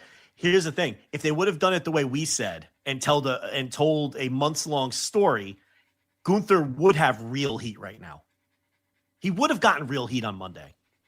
They did this to themselves. The reason they're pressing that MP3 button for the boos is because they didn't properly tell the story. That's why they're getting play-along heat and not real heat with this guy.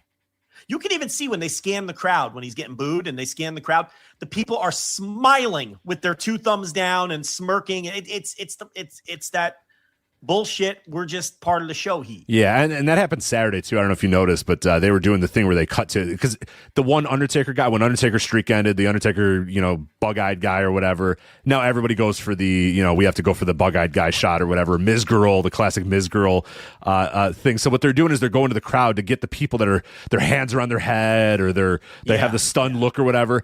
Every single person, they cut to them, and then that person noticed they were on the camera and then started smiling and jumping up and down. And then they had to cut. They had to cut every single time because it's like, oh, I'm going to make my fake reaction face, and then the camera's going to cut to me, and then I'm on the camera. Yeah, so you don't actually care. You're not actually mad. Well, listen, Grant Akuma in the chat puts it in a much more. This is the worker. This is the worker, by the way. For people that don't know who Grant Akuma is, long time wrestler, knows the shit.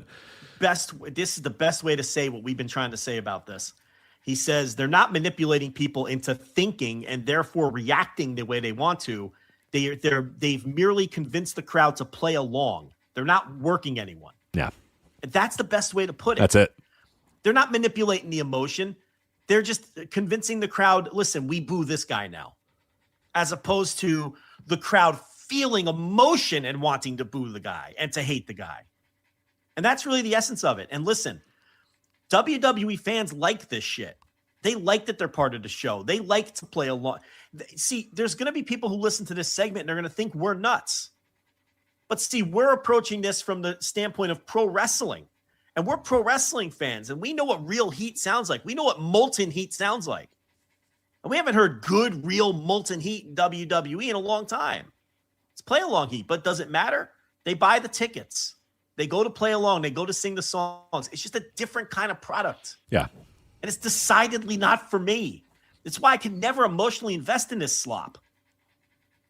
To me, it's garbage. I want to suspend disbelief and feel something. Or, I'm probably too jaded for that at this point in my fandom, but I want to be able to see wrestling fans suspend their disbelief and feel something, which we'll probably see on January 4th. That ain't going to be play along heat when Tanahashi wrestles that last match. That's going to be real raw emotion. That's what I enjoy as a wrestling fan. Sting's last match, and people get mad. Oh, of course, compare it to but whatever. Like that, real raw emotion and real raw reactions. And believe me, I'm not some defender of AEW crowds. People know that. Far from it. Okay. They're a bunch of frauds too. So anyway, yeah, that's where I'm at with it.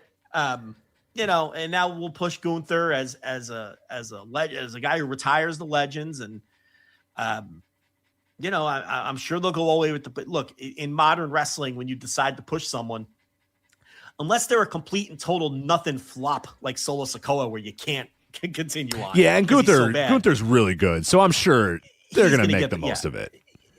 Unless you're just a complete flop and it's untenable, when they start pushes these days in wrestling, they finish them. Because the lifeblood of the business is no longer drawing houses. The lifeblood of the business is the media rights deals. So you can afford to see your plans out, as long as it's not something, again, like Solo Sikoa, where he's really taking a beating on this show. Well, he stinks. He deserves it. But he's the perfect example of someone where it's like, we have our limits in who we're going to go all the way with, because this guy just totally stinks. So those are outlier cases now, where in the old days, if somebody wasn't getting over and you weren't drawing houses with them, you had to pivot. Okay, this isn't working. We have to do something else. We have to find somebody else. It isn't that way anymore. No. Because you have all that time bought until the new media rights deal comes up. So you can keep pushing someone even if they're not totally connecting. And that's not specifically a WWE thing. That goes for AEW too. I'll give you a quick example. Do you think Tony Khan's decision would have been a little harder when Will Ospreay felt like he was about to burst, but they were in the middle of that Swerve Strickland push, if he didn't have the guaranteed media rights deal in hand? You think the decision would have been a little harder? Oh, of course, yeah. If he had to draw houses, 3 times a week. Draw houses to make the money, right? As opposed to having the media rights money. You think there would have been a little more, but it's easier to just say, no, we're going to see our plan through with Swerve. Of course, yeah. Because there's it's one of the big ills of today's wrestling, I think, is that, and that's why we're stuck in such a slow cycle for all these things. And it's like, no, don't push this guy. Wait a couple years. No, wait for the time. Whereas, like Obafemi, next week they'd say, we got to try. Maybe this guy's going to sell some fucking tickets. Let's go with Obafemi. Let's go with Braun Breaker. Let's go. Moving guys up, cycling guys in, getting guys big pushes. Really, telling big stories when guys are hot, going with it. Nobody does that anymore, and they don't have to. So guys don't cycle in and out, and stories, even if they're working, just get told because there's no point in pivoting. No point. Vince McMahon used to pivot just because he was a maniac, but that was the last of the dying breed. No modern booker is going to react that sort of way anymore. And Vince had weird and different instincts than everybody else. And Vince also had this weird he also had this weird ego where it was like, I'm not ready for Braun Strowman to be over yet. So, damn it, I'm not pushing him yet. Like, he had all that weirdness that came along. Of course, the fans like him, but I'm not ready yet. We haven't told our story yet with him. Or just, like you said, on a whim stuff where, they'd be booking a guy as strong for 3 months, and then he'd come to Raw one day and be, God damn it, why are we booking that guy strong? And they're like, he told us to. Right. No. Okay, whatever. You just wake up and decide, no, I don't want to push the right what? Like, that guy stinks. It's like, what? Or he's playing mind games. I want to humble him or see how he handles being not pushed. That's the Vince. All that weird ass shit. Yeah, it wasn't based off houses or whatever. It was just based off the whims of a maniac. Once he had media rights deals, it wasn't anymore. It was it became about mind games, and it was this weird combination of his genius, his insanity, his ego, all of that. So he was a little different in that way. But I think to sum up the situation here, look, Gunther beating Cena is fine. They blew it by not telling any story at all, let alone a cohesive one that got the fans invested, because clearly the fans weren't invested in Gunther possibly beating him because of the way they reacted. And now they're going to push Gunther, and we'll see if they can overcome that and get Gunther over as a true tippy top guy, as a true Cody Rhodes, CM Punk, Roman Reigns level top guy, or if Gunther just stays at that fake top guy level. Drew McIntyre, like we all know he's not a real top guy, even though they treat him like one. Randy Orton, that level of top guy where it's like they tell you they're top guys, but we know that they don't matter in the grand scheme.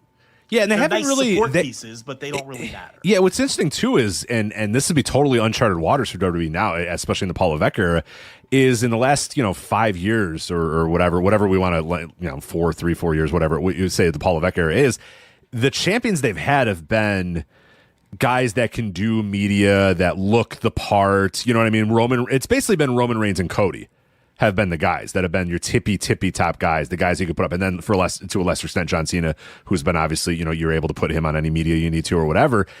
Gunther's not that kind of guy, and they really haven't booked a heel like Gunther as your champion. And now there's nothing to say you can't do that.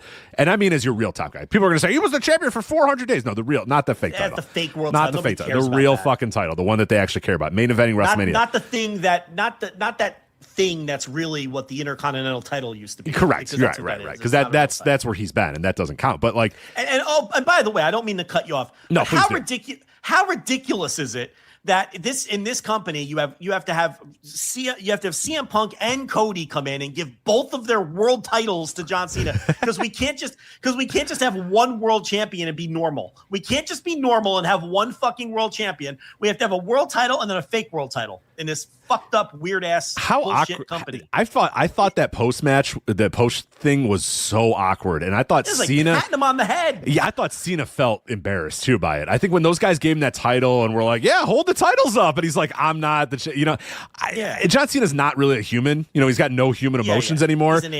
He's an android. But I could sense his weirdness at that point. Yeah. Like, this is weird, man. It's just like he felt like a little kid. He felt like the Make-A-Wish kid. John Cena's patting him on the head, right? Like John Cena's the guy who set the record for most Make-A-Wishes. This is what he would do with a Make-A-Wish kid. Hey, kid, you're the champion. Put the title over your heads or whatever. Cody and Punk come in, and Cody, Punk's got the fake tears, and Cody's like, "Oh, I better have fake tears too." So they have these fake tears, and there you go. Here you go, John. Here's some titles. I'll put them over your head. Go to both sides. Go to every part of the ring. And he's like, "Oh God, all right, yeah." It was so awkward. God, it was weird. I was like, that's not how this guy wanted to go out. Like, this is really weird. And he felt like he wanted to get out of there as quickly as possible. He did not feel comfortable at all. And why would you? How about fraudulent Phil with his puffy eyes and his tears talking about how how John Cena is doing things the right way and leaving the place better than how he came into it. Yeah, you know what? Look, Phil Brooks, I agree. That is a great mantra to have. What was that again, Joe? Leave a place. Said, John Cena was leaving in pro wrestling, you need to leave the place better than when you showed up. Fraudulent Phil, CM Punk saying that. CM Punk has napalmed every fucking bridge that he left. He hasn't left a promotion in a better place than when he entered it since 2005. And he's out there with his puffy eyes crying, talking about how that's how Seriously, am I wrong? No, that's exactly what he said. The last time he left a promotion in a better place than when he entered it is when he left ROH in the summer of fucking 2005. Yep. Every other time he's left a promotion, he's nearly burnt the place to the fucking ground, and it's been mired in lawsuits and NDAs. He can't leave a promotion without getting a lawsuit or an NDA. Nope. And this absolute fucking fraud is talking about leaving places better than when he's got to be self-aware. He's got to be self-aware, right? I mean, he's too smart of a guy. He's too smart of a guy to not be fully self-aware. No, I think he's nuts. I think he's so self-righteous that he believes this shit. Like, he can't possibly, with a straight face, he went out there with and said that. With the puffy eyes, too. So with the puffy eyes and the fucking tears. I love you, John. Get lost. Listen, like I said, the thing about Punk, I get it, man. He's trying to set himself up for life. I don't have any problem with that. Yeah, get paid, brother. Get paid. Can we drop the fucking facade already? Can we drop the fucking facade, please? We may have already. You know what? We may have already dropped it, so it might just be time to say that. I mean, for God's sake. The puffy eyes. It was so good. What a fucking nut this guy is. Absolute nut job. Oh, God. But, I love the match. I thought the match was great. I thought the finish, aside from the smiling, was really good. I would have changed the smiling. I didn't mind the tap out. Like, you wanted the pass out. I didn't mind the tap out, but I would have had more of a fight, and then, you know, just the same idea that he had, the idea, oh, fuck, you know what? I'm done. I can't. Well, you know what? You know, one thing that did kind of bother me about the finish, though, is that Gunther didn't do anything between the sleepers. It was just the sleeper. I would have liked to see Cena gets out of the sleeper and he hits him with another powerbomb and then locks him in the sleeper again. Then Cena gets out of it, then he does another move. Gunther just kept doing sleeper after sleeper after sleeper after sleeper, and that's really the only move that he even tried in the last 5 minutes. And Cena kept trying to do other things. I would have liked to see a little bit more of Gunther trying some other moves in between. But other than that, I really wouldn't change a thing. I thought the match was really good. I thought Gunther played his role perfectly. I thought Cena put in a really good performance. And this is a guy who's had pretty bad performances all year, but obviously he laid it all out there for the final match. So I had no issues. Like, I loved the finish was flat. The finish was flat. Yeah, nobody was ready for the finish, and nobody wanted the finish, and nobody liked the finish, and it's just that'll be a finish that we will talk about for a long time.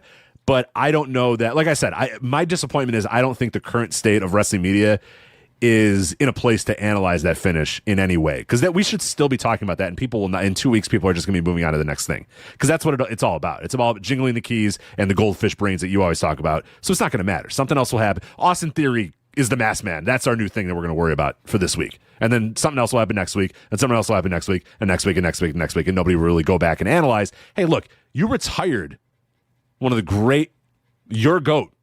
What your company called the GOAT. You retired that guy, and that's how you did it. That should be looked at and analyzed and discussed, you know, right or wrong.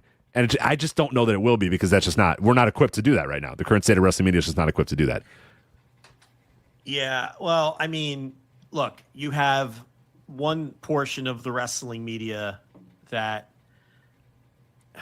they know it's in their best interest to not upset the core WWE fan base, because that's what's driving their engagement, their hits, their income, whatever, you know, their model is. Okay.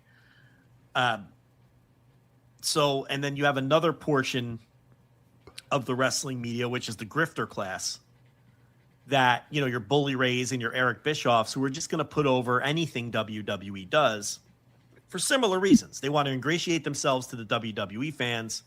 And they also have this passive-aggressive in Bully's case and flat-out aggressive in Eric Bischoff's case, anti-AEW thing that also is part of their business strategy. It's all work. When it comes to the grifter class, you're getting worked. You're getting worked by workers, everybody. It's all a work. I mean, Eric Bischoff, here's the bottom line. If in a world where AEW didn't exist, your Eric Bischoffs and your Bully Rays and your people like that would be burying the fuck out of that finish from Saturday. Yeah. Because in that scenario, the money, the attention, the hits, the engagement, the busted open listens would be built around being critical of WWE.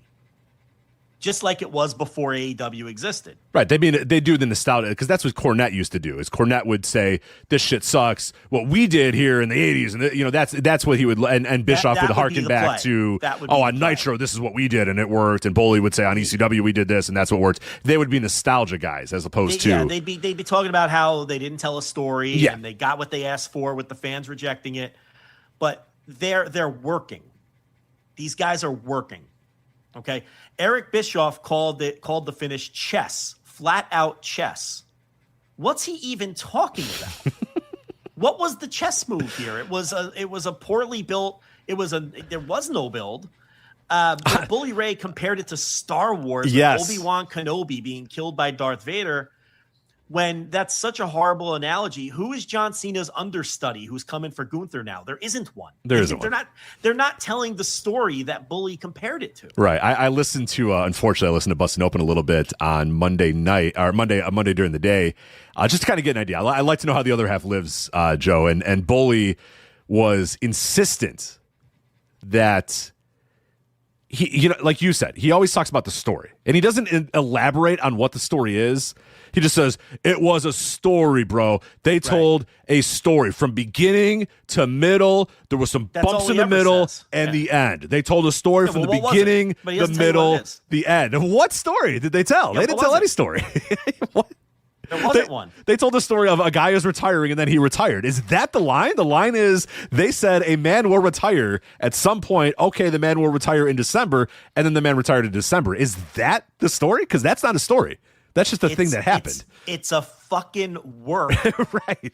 Because Bully knows that the WWE fans, they want that echo chamber. They want to hear that their favorite promotion tells the stories. And the other place is where the gymnasts just do fantasy. Tony Khan does his fantasy booking. My God, is rich after what happened on Saturday Night's Main Event and who was featured on Saturday Night's Main Event. We'll talk about that in a minute, though. Yeah, it's like, but that's what Bully's doing. He's working. Yes. He's working. He's a professional liar, and he's very good at professional lying. I mean, this one's going to drive you even more crazy. I don't even know if you saw this one from Bischoff. I don't know if you saw this one from Bischoff. No, I saw the chess one, but what do you got? No, there's another one, and if you did hear it and you think of it before I finish, just sell it like you haven't heard it yet. As I pull back the curtain on how we do things here. I'll say, since this baby's I'm very unaware of anything happening, so I am genuinely surprised a lot of times when you tell me things. So I'm looking for it and can't find it, but I saw it before. He compared the heat that Gunther got on Monday night to the Hogan turn at Bash at the Beach. Oh, dear God. He said it's the same thing. I'm because I can't find the exact tweet. I'm paraphrasing, but he said, reminded me of Hulk when we turned Hulk Hogan. They couldn't be more different kinds of heat. When the people were throwing trash at Hulk Hogan and Scott Hall and Kevin Nash, it's because they were mad at Hulk Hogan for turning on WCW and betraying Sting. And the heat was on the wrestler. The heat was on Hulk Hogan. Okay? On Saturday night, the heat was on Paul Levesque. The heat was on the company. The heat wasn't on Eric Bischoff and WCW when they were throwing garbage at Hulk Hogan. The heat was on Hogan. That was good heat. That was molten good heat, money drawing heat. That's exactly what Rich and I are talking about. At the Hogan turn. Eric will say anything because he's working. He can't be that stupid to think that that's the same kind of heat. So he has to be working. It's one or the other. And I say he's working because he's a worker. Yeah, just like of course. Bully. Yeah, professional liars. Yeah. He knows it's not the same kind of heat. Everybody knows it's not the same kind of heat. So they'll just say anything because they're ingratiating themselves to that audience because they see that as the bigger audience, which it is. Yeah. So they're playing to that audience. That's all they're doing. So you have the two different kinds of media, the grifter class who are all working. And then you have this other more legitimate media, I guess you would call it, quote unquote. But they know too where their bread is buttered. And the last thing that they want to do is upset the WWE fan base. So if your sources in WWE or PR puts out that Levesque was smiling and that they feel they got the desired reaction, you're going to report it. Right. And you're not wrong to report it necessarily because that's what you were told. A reporter's job is to report what they were told. But it's yes and no. Yeah. Now listen, you can push back on it to some degree. But if Rich, if you reached out to WWE, fat chance of them answering us, and they told you the same song and dance, you'd repeat that to our audience, but then you would add, now I think you do what Dave did. You would do what Dave did. Right. Is what you would do. Okay? But yeah, but that part, the idea, and I think you're right that a lot of people think that a reporter's job is to report what people told them, but a reporter's job should really be to report the truth to the audience, to the readers. You can say absolutely, but or if you're just going to repeat what people tell you, make it obvious to your readers that I'm just repeating what people told me. Correct. And that doesn't happen. According to WWE said, PR source. Right. WWE PR told us that Paul Levesque, and then that is up to the reader to interpret, okay. Oh, okay. It's PR that said that. Yes. That's a point Jesse Collins always makes. Yes. If you get something from PR, you have to say it. You shouldn't say a source. You need to say that it's from PR because right. That's important. Or a source within WWE has told us this. And even Right, that isn't great. If it's from PR, if it's from PR, you should specify. say PR. Yeah, exactly. Yeah, if it's from a and if it's from a PR, you should state that it's from a PR because smart media consumers, they're going to go, oh, it's PR. It's absolute spin. Right. And the problem is we don't have smart media consumers anymore. So you know what? And that's the thing too is these people can do that and it wouldn't lose anything. Because people have horrible media literacy anyway, and they wouldn't care. They wouldn't, because if the headline just said Triple H fine with angle or fine with reaction or whatever, people just react to that. They're not going to dig in deep and find out that it was PR that did it. But yeah, it speaks to the bigger ills of that wrestling media and how it kind of reacted to it. Yeah, and I just thought that was really interesting. On Sunday, it was the full. On Sunday, we couldn't wait to make sure that to let everyone know that Paul Levesque wasn't mad. Paul Levesque is not mad. That was the most important thing on Sunday, was for WWE to let everybody know that Paul Levesque was not in fact mad. All part of the plan. Do not put in your dirt sheets that Paul Levesque is mad. Nope. All part of the plan. Did you enjoy the show? All part of the show. Did you enjoy the show? Right down to Paul Levesque we are told Paul Levesque was literally smiling. I mean, come on. We know that's a bunch of horse shit. So, Levesque's better off not instructing his people to put that kind of shit out there. Because then again, who knows? Because like you said, these people are stupid. Most of the people consuming this shit are stupid. Right. So it works. It works on a lot of them. It always does work. And yeah, that's the thing that's going to be interesting to see, because I know that there has been some, is this going to affect WWE in any way? I've always said, at least with this current state of WWE the way it is, I don't think it's ever going to be one thing that's going to make people stop watching.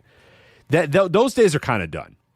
These are fans of the brand. They are invested in the brand of WWE. They are invested in the experience of being a WWE fan, a member of the WWE universe, and going to the show and singing John Cena's song as he comes out and singing Seth Rollins' song or whatever. They're invested in that brand, and as long as that brand exists, they're going to be invested in it. Now, that doesn't mean that eventually you're not going to say, you know what, I'm kind of sick of this.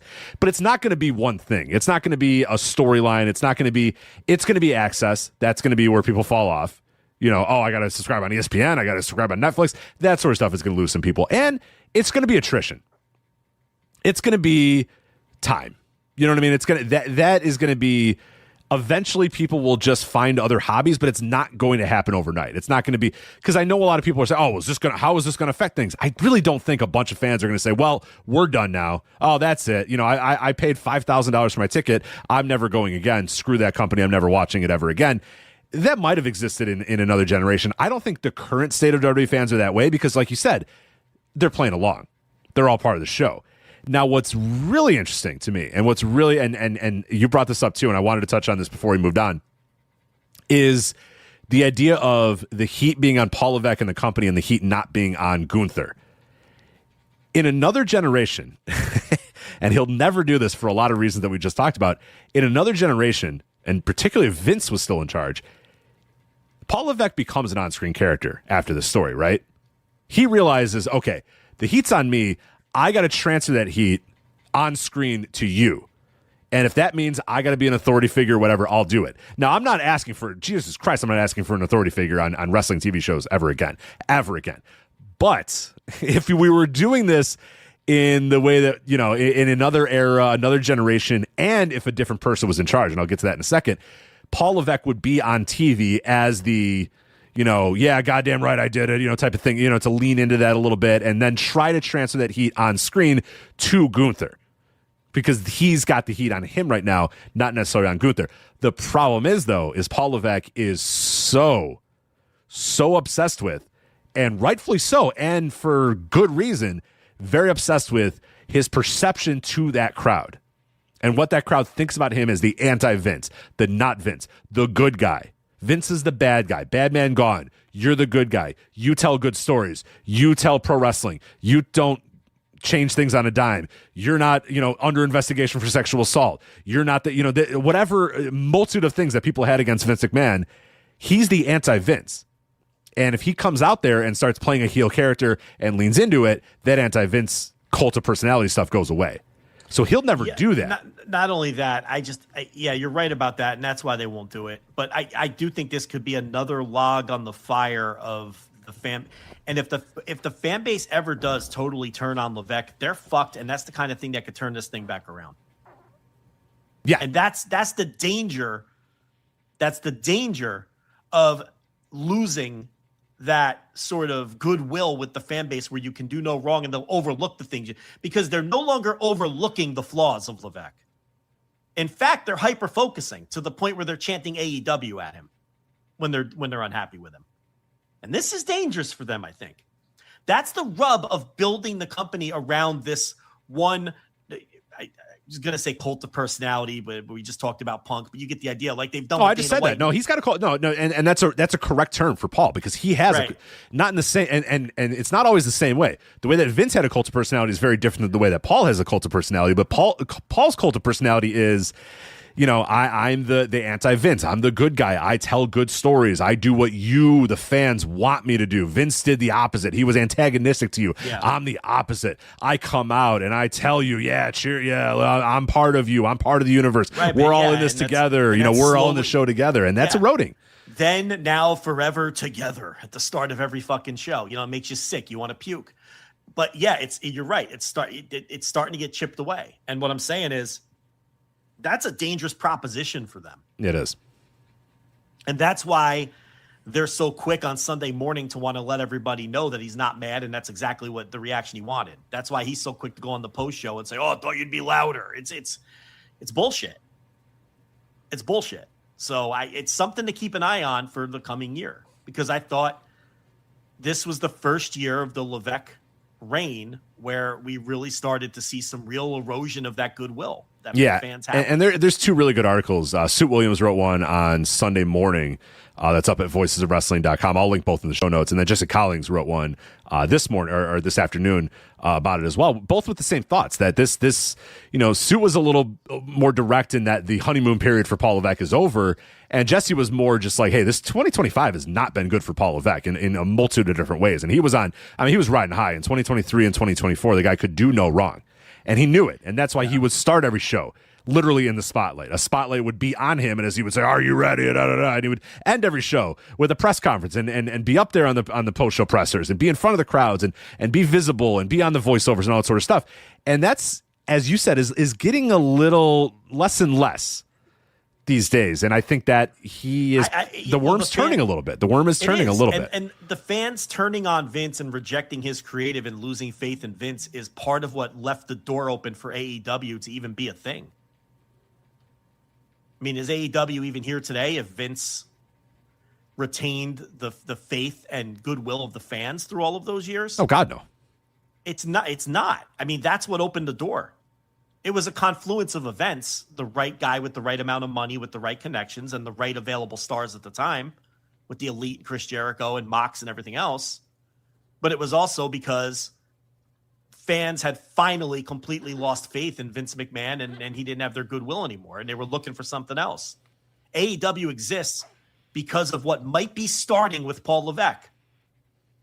And some people might think that's crazy, but you have to look ahead with these things. And this was a year where he lost a lot of goodwill, or was starting to lose goodwill with a fan base where previously he had 100% buy-in. Yeah, and it never lasts. And we talked about that too. We talked about it during the early days of AEW, where everybody said, "Oh, yeah, everybody, AEW fans go to the show and they just buy into everything." Yeah, good. That's what you want. Yeah, that's the company loves that. That's the exact thing you want to do. And how long did that last for AEW? About 2.5 years, 3 years. Yeah, about as long as it's lasted for Levesque. And then it became antagonistic. And then there was an antagonistic AEW crowd that would go to shows, and then that kind of eroded, and now you have whatever you have right now. Whatever happened there. Yeah. And now you have, and they're still digging out of that hole. Exactly. They have their core audience now, but that core audience is a fraction of what they used to have, and they're digging out of that hole.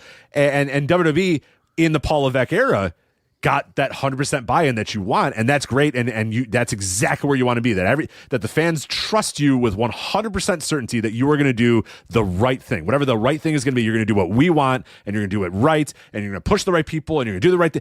And that is great. That's well and good, but that doesn't last forever. That has a shelf life, and we're starting to see that shelf life maybe start to, we're getting close to the expiration date.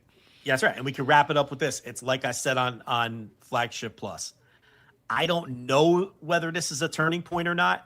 It might be, it might not be, but this could be a major turning point in everything that we've just talked about in regards to the goodwill that they have with Levesque and this company.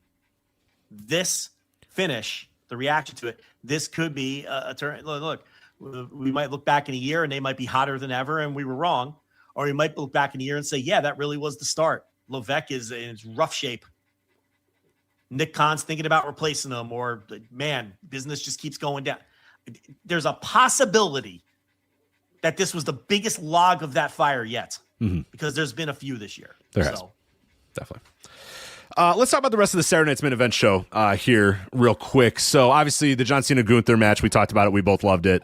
Match itself, the finish, we had some qualms about the finish and some ways we might have changed it. But elsewhere on the show, it opened up. Now this was a kind of a slog. I know that you normally like the Saturday Night's Main Event format, and I usually do too. Well, they're not on TV anymore, so the format's different. Right, the format's different. It's Peacock exclusive, and this one was just the whole night was, all right, we're here for John Cena, and in 44 minutes, John Cena will enter the ring, and there's 2 more matches left. Don't worry. Don't go anywhere. John Cena's going to be there. And Stephanie being front and center and being awkward as fuck on camera the entire time and not able to put a sentence together. It was just really weird. It was a very weird episode of Saturday Night's Main Event. It was a real slog. It was 2 hours that felt like 10 hours. Yeah. It was a real slog to get through.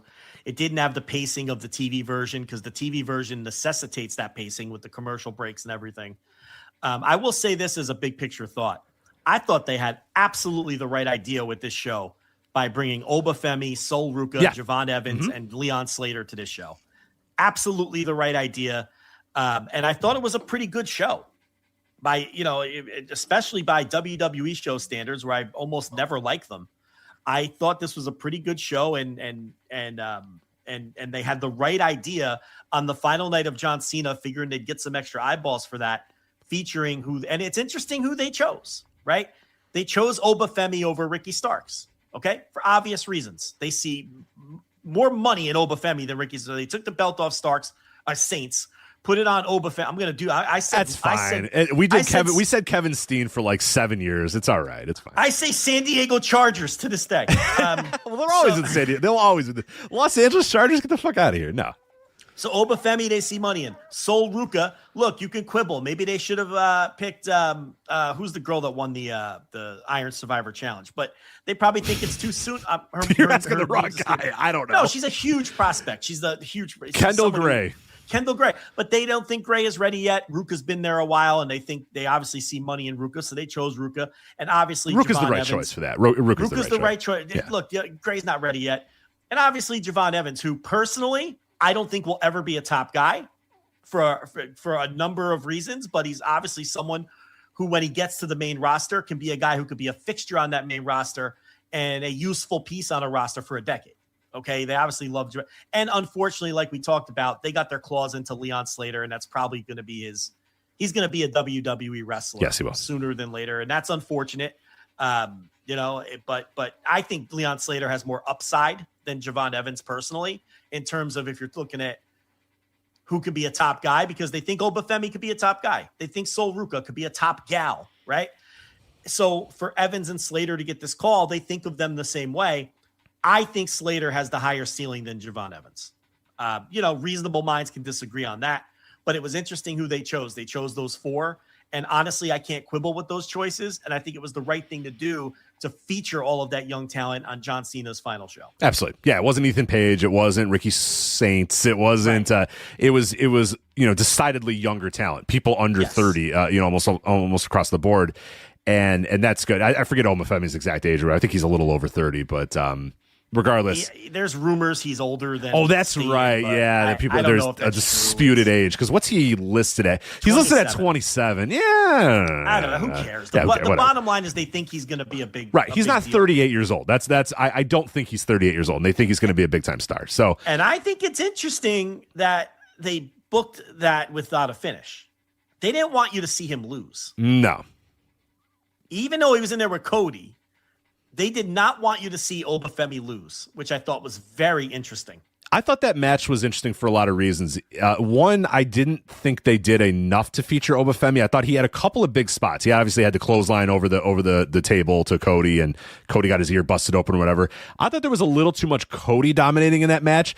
And I know Cody's sensibilities, and I know what Cody thinks about pro wrestling, and I know that Cody Rhodes, if given this opportunity and they told him, Cody, what do you want to do for this match, would have said, that guy beats the shit out of me for 8 minutes, and I get a little bit of a comeback, and then that's when Drew comes in. I'm positive that's what Cody would have wanted to do. They didn't do that. They did Cody, kind of got the upper hand on this guy. Oba got a little spot here and there, and then Drew ran in, which I do not think was the right way. So I don't think they did a very good job of featuring Obafemi here. I would have had him, exactly like I said. I wanted him to beat the shit out of Cody Rhodes. I wanted him. You know what, though? I hear what you're saying. It is Cody, though. I get it. But you want to make a guy? That. You want to make a guy or what? If you want to make a guy overnight, you do what you said. Absolutely. You're absolutely right. If you want to make a guy overnight, you attempt what you just said. No doubt. I don't know if they want to make a guy overnight. Yeah. And I get it. I mean, what they wanted to do was say, here's this guy, get somewhat familiar with him. He'll be back soon, was what they were doing listen, here. I thought he was eating a crossroads. So to me, a no contest is, if I'm Obafemi, I'd be dancing on the inside when they told me that finish. Sure. Oh, no. From that standpoint, absolutely. They don't want to beat me. It's Cody, and they don't want to beat me. So, listen, the bottom line with this show, I think they nailed everything with the exception of telling a proper story going into the main. If they had everything we ranted about for 2 hours, if they had told the story of this is the night where we find out if Gunther is going to end John Cena forever, this would have been like a 10 out of 10 show for them. That's the only thing they blew, was not telling a story going into the main event. The whole theme of the night should have been, later tonight, are we going to see Gunther end John Cena? But they didn't tell a story. They didn't tell a story. And then they ended up getting booed out of the building. But Sol Ruka Bailey, there were a couple messy moments in there. They love Sol Ruka. I don't know. I kind of think she's starting to hit her ceiling. I think she's always going to just be a little sloppy. I don't know. I see what they like in her. It's all the things that I saw in her when, 3 years ago. But Rich, does it matter? At the end of the day, does it matter if Sol Ruka isn't the smoothest worker? People are always going to pop for the Soul Snatcher. Yeah. No matter if the opponent takes the bump early or not. She nails the high spots every single time. So. Yeah, I mean, and that's what matters, because that's what they're going to pop for. So it's like, it's whatever. And then she, to me, like I think she's I don't think she's good. Good is not the right word, but I think if you, in another generation, another era, in another company, if you put that person and said, all right, look, you have all these talents, but you need to know how to work, and it mattered. And by the way, all this matters, which it does not. In another era, she could be great. She could be really, really great. But the problem is, they're never going to figure anything out with her, because they're going to say, yeah, do the Soul Snatcher, do the flip over the top rope, do the flippy do here. It's fine. You don't need to do it. You don't really need to try that hard. You don't really, just hit your big flips, look the way you look, and we're going to be good. And they're right. And that will be all that the fans need. And that's all the fans are going to want. But she would, I truly do think that if given time and if they really cared, she could become, I think she's still a very good prospect, but I know that she's going to hit that ceiling and that she's never going to get any better than she is. I wrote an article years ago when trades were like a big thing people were doing. Yeah. Remember that, when everyone was doing trades? I wrote an article a year ago when Jade Cargill, to me, had hit the ceiling in AEW. And, I was among the first people to be like, this Jade thing, she's done progressing. She is what she is. Tony is backed into a corner. He can't do anything else with her. And I wrote that if Tony were offered Sol Ruka for Jade Cargill, he should fucking jump all over it. And I said that when Sol Ruka was 22. And I don't have any doubt that Sol Ruka, once she gets on this main roster for good, is going to blow right past Jade Cargill. And that might still sound crazy to some people, but I felt that way 3 years ago when she was 22 years old and Jade was getting a mega push, was getting a rocket pack in AEW. You just see that, Jade is what she is, and it's like, you get beyond the look, 2 left feet. It's been a rough go in WWE. Sol Ruka, she just connects with the crowd more, I think. So I think she can get away with being a little sloppy because the fans are always going to pop for her wild high spots unless she blows out 6 knees again. AJ Styles and Dragon Lee over Javon Evans and Leon Slater. AJ fell on purpose, right? No, I don't think so. You don't think so? I don't. I think he fell on purpose. I think the way I think if the finish was too clunky for him to, because he fell on purpose, but then he won like 15 seconds later, and he landed pretty awkwardly. I don't think so. He's done it before. I think Leon's just a good wrestler and a pro, and knew how to handle that situation perfectly. If Javon was in the ring, I think it would have been a very different situation. Yeah, I see. I think he's done it before, though.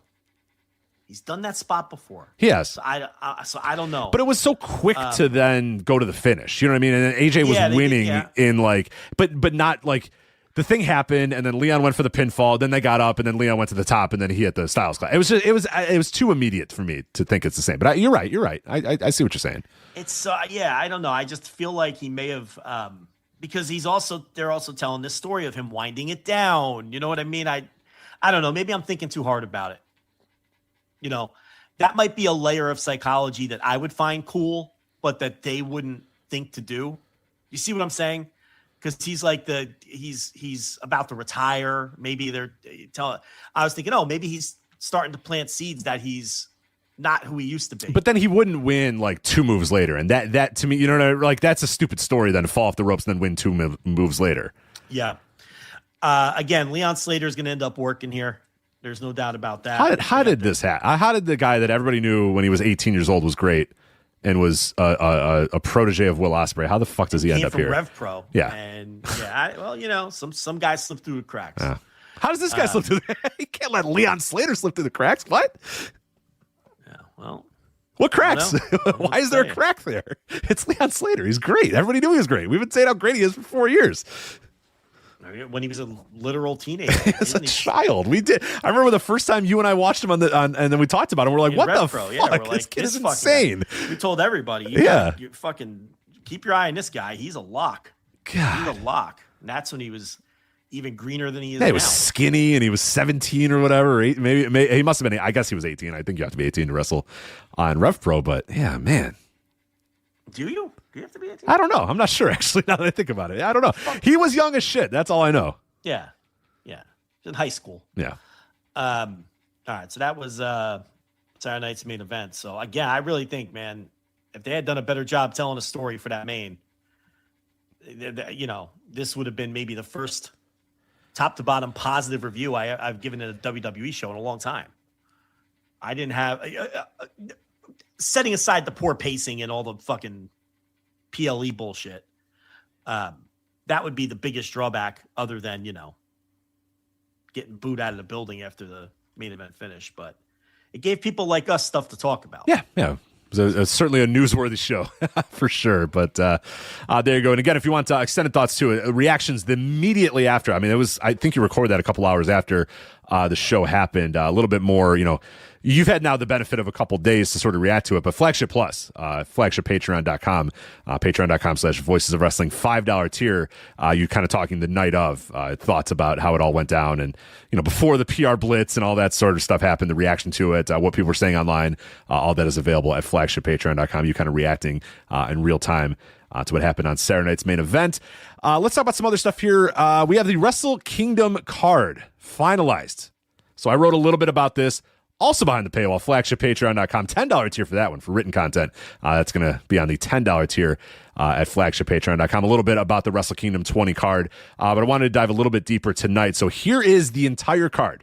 Finalized, locked in, match order, okay? Your main event, as it should be, Tanahashi's retirement match. Tanahashi versus Okada. You and I are fine with the match itself. I'm fine with Okada being the opponent. This had to be the main event because you're going to do the emotional send-off. Tanahashi's going to be a wreck. You're going to do a ceremony. There's no way you can have all that emotion and then be like, all right, hit the ring, Takeshi and Tsuji, you guys got to go. Do your freaking title unification match that no one's going to give a shit about anymore. This had to be the main event. So I have no issues with it, and I'm sure you don't either, right? Of this main eventing? Yeah. No, of course not. Yeah, it had to be. Yeah. So anybody that had a debate about should the title main event or whatever, and there's precedent for it too. There's a couple of times where the world title didn't main event, and this is definitely the time that necessitates it. Tanahashi versus Okada and Tanahashi's retirement match. Takeshita is not exactly a red hot champion. Tsuji is not exactly a red hot challenger. It's not even. I don't even think this one was debatable. No, this would be a terrible debate for if you Terrible try to decision. You have to end the show here Of course. with Tanahashi. Of course. So your semi-main event is going to be that match that we just talked about. Konosuke Takeshita, Yota Tsuji, IWGP World Heavyweight title, IWGP Global Heavyweight title, unification match, but you don't really give a shit about the global title. Takeshita versus Tsuji. We'll dig in deeper on our previews of each of these matches, obviously, as we get closer to January 4th. We're just kind of going over the match card here. Third from the top. Evil versus Aaron Wolf for the never open weight title. Now I'm going to jump a little bit ahead. Did you watch any of the World Tag League? The final show, I should say. Yeah, I watched the entire World Tag League final, and because I'm an absolute maniac, I went back, read through some chats and of people I trust, and I also watched 5 or 6 of some of the more highly regarded matches of the World Tag League. But I doubt we're going to be breaking down the tour. You just want to know if I watched the final, and yes, I did watch the final. So did you see Aaron Wolf come out and confront the House of Torture? Yes, I did. I'm going to hold off. All right. I'm withholding. We should give him to the 4th. Yes, we should. I don't like what I see, but I'll give him to the 4th. Of course, he deserves that opportunity to make or break me on the 4th. That's right. If he blows people away on the 4th, will you ever remember what you were about to talk about? No. You won't. It won't matter, right? So it's like, I'm going to hold off. It's fair. I don't like what I see so far, but I will give him the 4th. Now, I wrote in my piece, and I didn't get a whole lot of pushback. I've used to get pushback on this, but now I'm not getting pushback because you and I have said this, and we'll talk about this at length when we do the preview. He's got to be not just competent, he's got to be good. And that's a lot of expectations. I get it. It's a lot of expectations to put on this guy. But he can't be a jag. He can't be just a guy. He's got to jump off the page immediately. Again, that's unfair, maybe. Yeah, that's a lot to ask for a guy. Match layout's going to be important. There's going to be... Look, I'm on record. I've already said it. To me, the thing I'm looking forward to most on this show is not Tanahashi. It's what happens with Aaron Wolf. That's far more important to New Japan, obviously their future, but far more important. The most important moment for New Japan. Look, we know Tanahashi, it's going to be emotional. It's going to be great. It's going to draw... It's already drawn a Supernova vacancy full house. It's going to be one of the biggest. No Wrestle tickets. Kingdom. You can't buy tickets anymore. Even if you wanted to go to the Tokyo Dome and buy tickets, you can't. Hey, listen, to me, that story's written, man. There's nothing left to break down about the Tanahashi retirement match. It succeeded in filling the fucking building legit, not the filling of the building with the air quotes that they've done in the past, even with Big House. They filled the building legit. And no matter what happens in that match, it doesn't even matter if the match is good. It's going to be this great moment as we send away one of the biggest stars in wrestling history, one of the most important stars in New Japan history, second, maybe only to Inoki. And that's that. That's written. That's not interesting to me. And I'm not all wrapped up in the politics of how the match came to be. I'm done with that. I talked about that a month ago. I'm not wrapped up in that like everybody else is. It's just pro wrestling politics to me. And they ended up with the better match, in my view. You could disagree. If you want to, that's fine. I'm not going to die on the hill. To me, the most interesting thing about this show is Aaron Wolf. It's not Tanahashi. There's not going to be any surprises with Tanahashi. I want to see what's going to happen with Aaron Wolf. That's what I have circled on my sheet 100 fucking times. This is the most important thing at Wrestle Kingdom, Aaron Wolf. Match layout's going to matter. His performance is going to matter. How his level of confidence. It's just going to be fascinating to watch.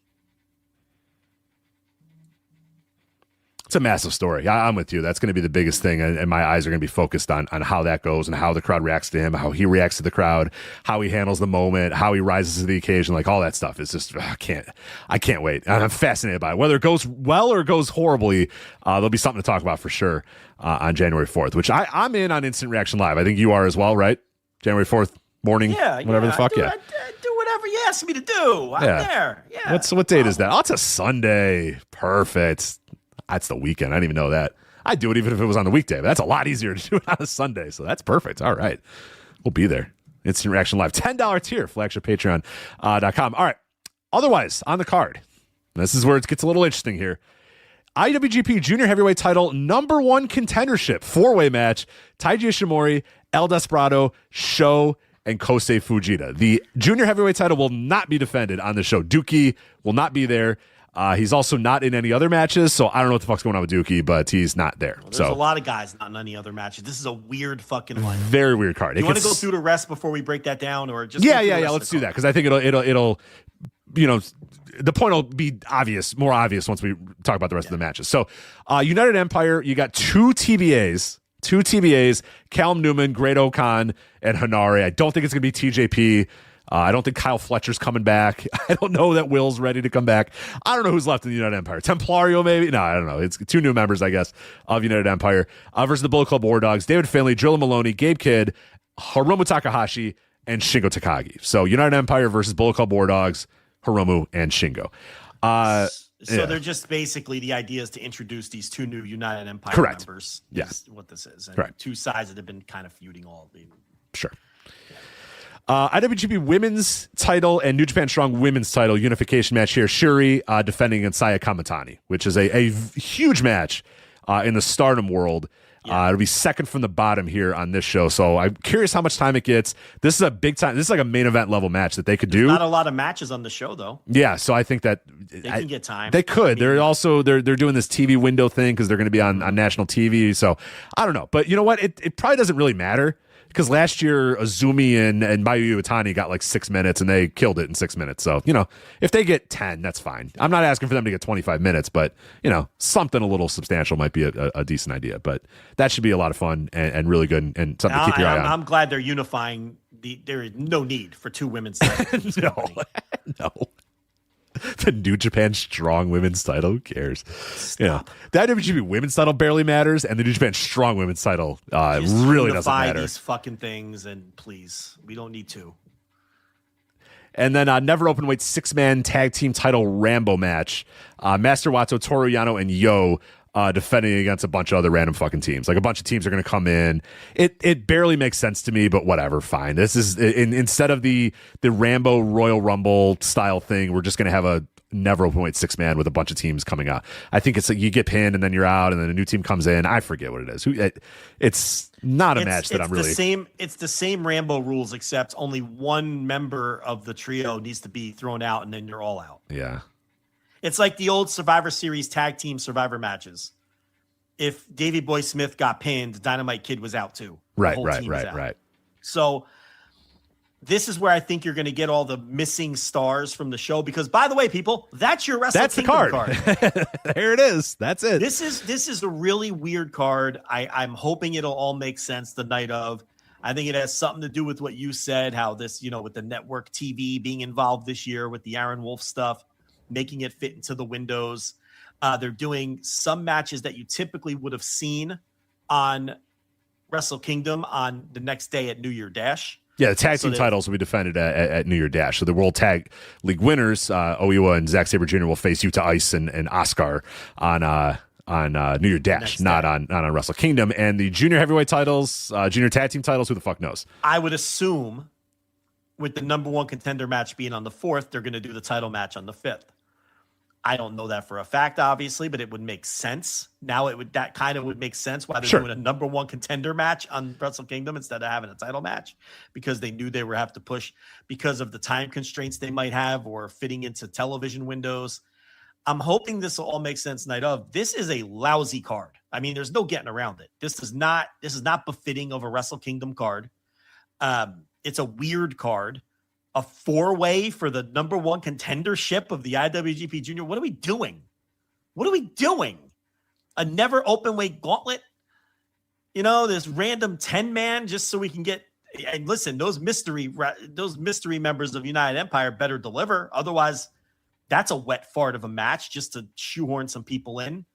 But I assume some of these other stars will be in the Rambo. But who knows? The Rambo might just be a collection of gimmicks and house popping surprises as opposed to even getting everybody else on the show. I really don't know. This is a weird fucking show. And I guess it doesn't matter because they sold all the tickets and there's really only 3 matches that really matter. Well, 4 if you want to throw the women's thing in there.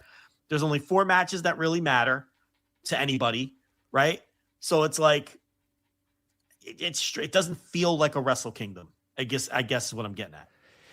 It's certainly, yeah, your Wrestle Kingdoms of the past have been filled with, conclusions, big time singles matches, new champions across the board in a lot of years. I mean, there was a couple years where there'd be like 4 or 5 new champions when it was all said and done. Like, it really felt like the culmination of the last year and the beginning of a new year type of thing. And that there's 4 singles matches out of 7, which is a good number, but the problem is that there's not 12 matches. It's not like you're getting a ton of other ones. And someone in our Patreon comments had a great comment, and I forget exactly who it was, and we're doing the show here, so I don't want to click a bunch of buttons and whatever. But someone said it's so perfect New Japan. I think their name is MC or WC. I forget what it was. Said it's so perfect New Japan that you have the last half of your year is 2 tournaments, and the conclusion of both those tournaments is not on this show at all. The Super Junior Tag League and the World Tag League, not represented in any way, shape, or form. I mean...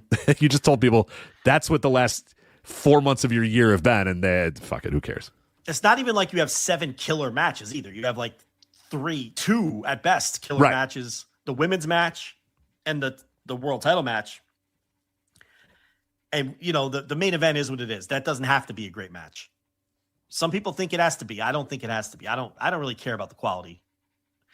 No, it'll be emotional and it's all about the nostalgia with that, and if it's a great match, great. I would love that, but I'm not concerned with that at all.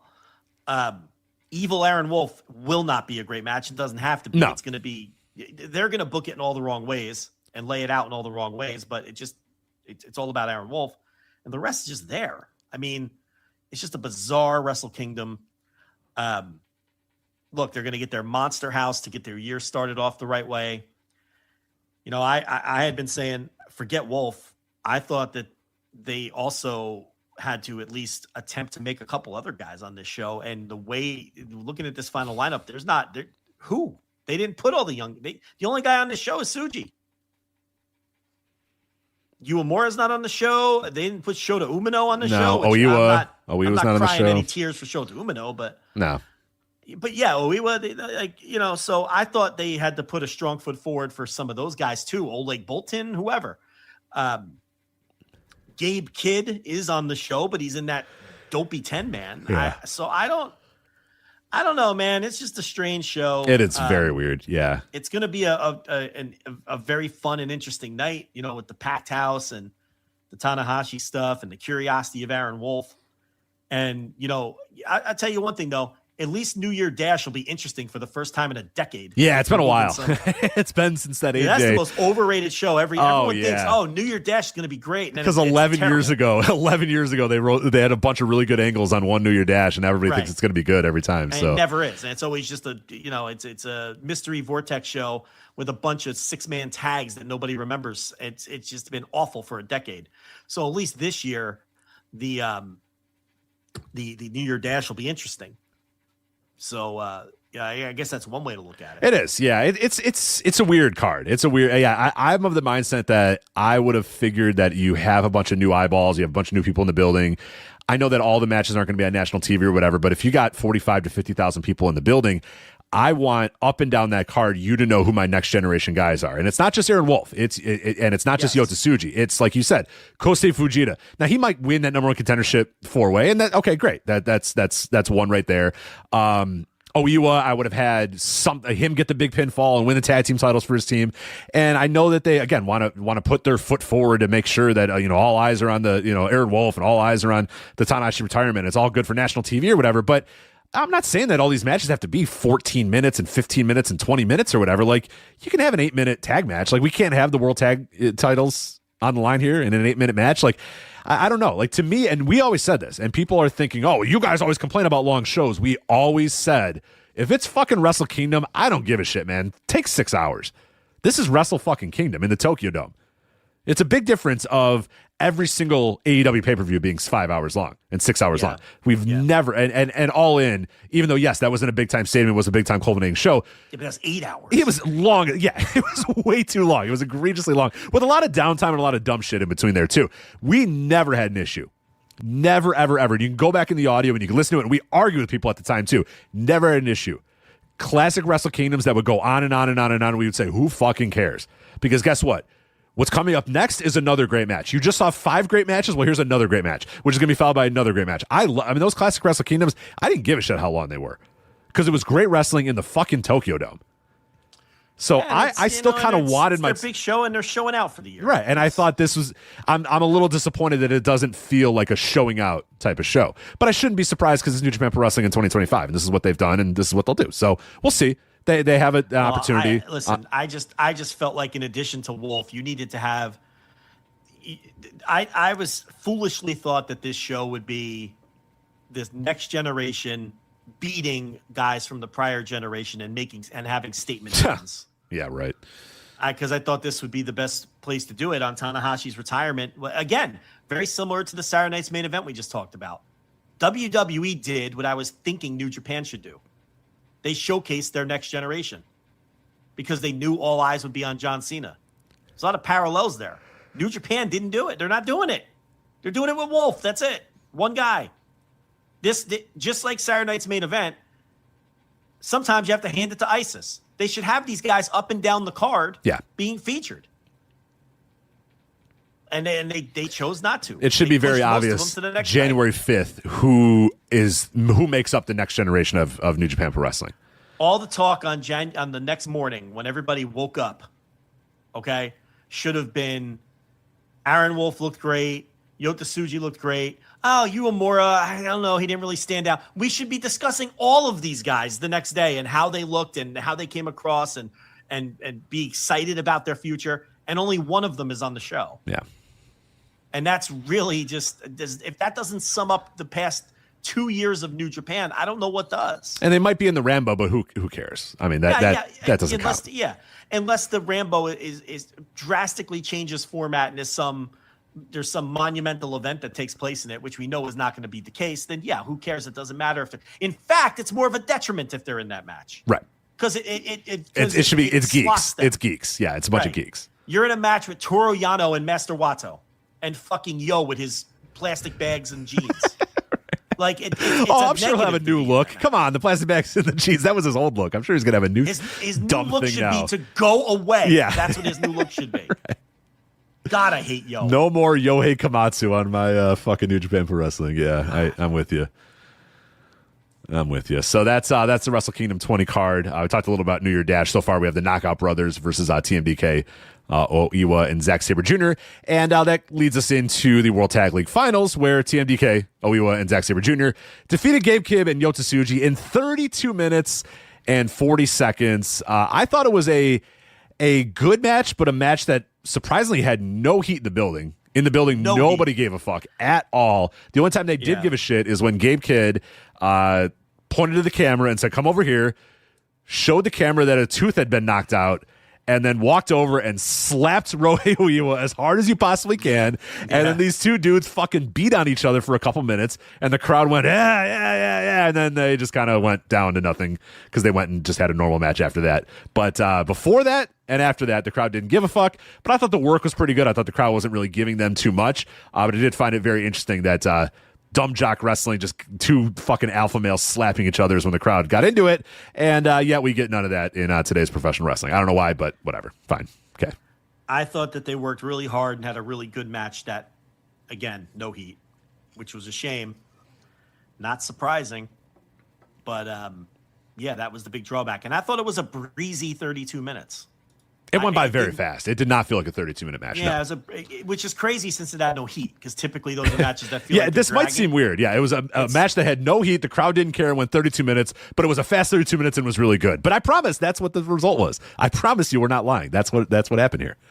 And just a weird final, too, with Yota Tsuji already being in the world title match and him being in the final of this, and it's so the odd team of Gabe Kidd and Yota Tsuji, the weird conglomeration of the unaffiliated / Bullet Club War Dogs together is strange. Just a way to make teams. I think they did that just so they could. We talked about that. Yeah, we talked about that before World Tag League, or we talked about before Super Junior Tag League. I think is that they just needed to fill out teams, And Naito left, and they're like, I don't fucking know. We'll just combine the War Dogs and unaffiliated. And now we have teams. The Chaos unaffiliated merger a few years ago. It's like they just redid it, and it's just they can make teams. Yeah. I don't know.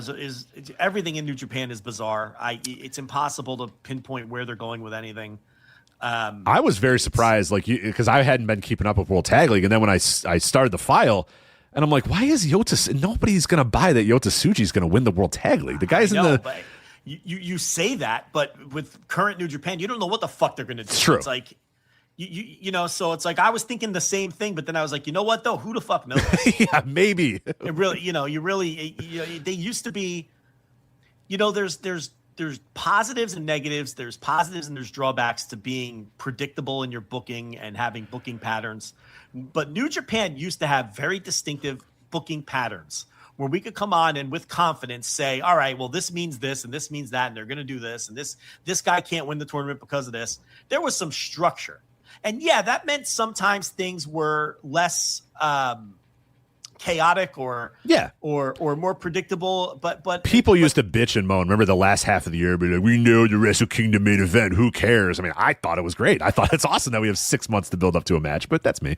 But there's positives and negatives to that, right? It's like, but now it feels like a promotion that has no structure and is all chaos. Yeah, you just not all caps chaos, by the way, lowercase chaos, not the unit chaos.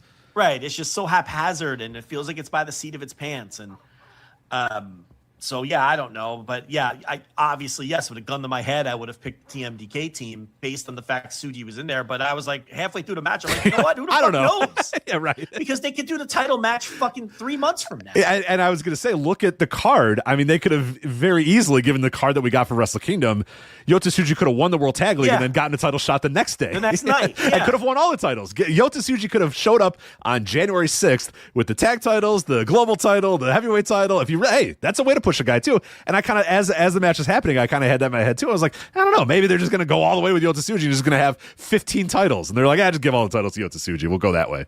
So who knows? Yeah, you can't tell with New Japan anymore. But no. Oiwa and Zack Sabre Jr. got the win. And yeah, I thought it was a really, really good match. But you're going to watch it. If you haven't watched it yet, you're going to watch it and just wonder why this crowd didn't give a fuck about any of it. And they just didn't. They just did not give a shit about any of it. No heat whatsoever in the building. Well, this is my big concern post Wrestle Kingdom after the emotion of Tanahashi wears off and the big house that they do. Are people going to give a fuck about New Japan? It is the burning question. Or their house is just going to plummet into fucking beneath the earth. Because that's a possibility, man. Sure. Oh, yeah. And that's why this Wrestle Kingdom card is so important, and that Aaron Wolf match is so important. It's just because, it's just the signs are not good. I put the never open weight 6-man title match on as I was going through this. And I have to tell you, when they did the same fucking Kanemaru ringing the bell and show running around. You just got to skip those matches. They're not worth your time. Show doing the Dick Togo cosplay and all this.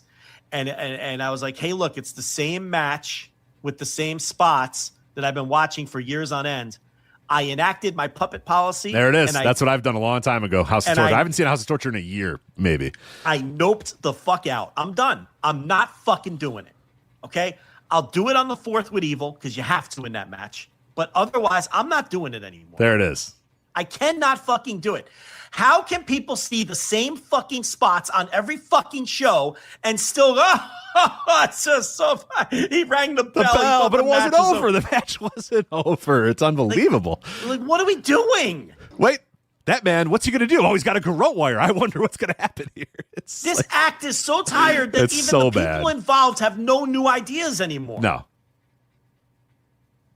So I couldn't do it. I don't know what the fuck happened. Who cares? I don't care. Yeah, apparently Master Wato, Toriano, and Yo won. Obviously, we know that because they're defending the titles in the Rambo. So great, cool. And I know you want to get out of here. The only other match of consequence was ELP versus Hartley Jackson. Hartley Jackson, the mystery opponent for the New Japan World. Yeah, that's a rough mission. I look.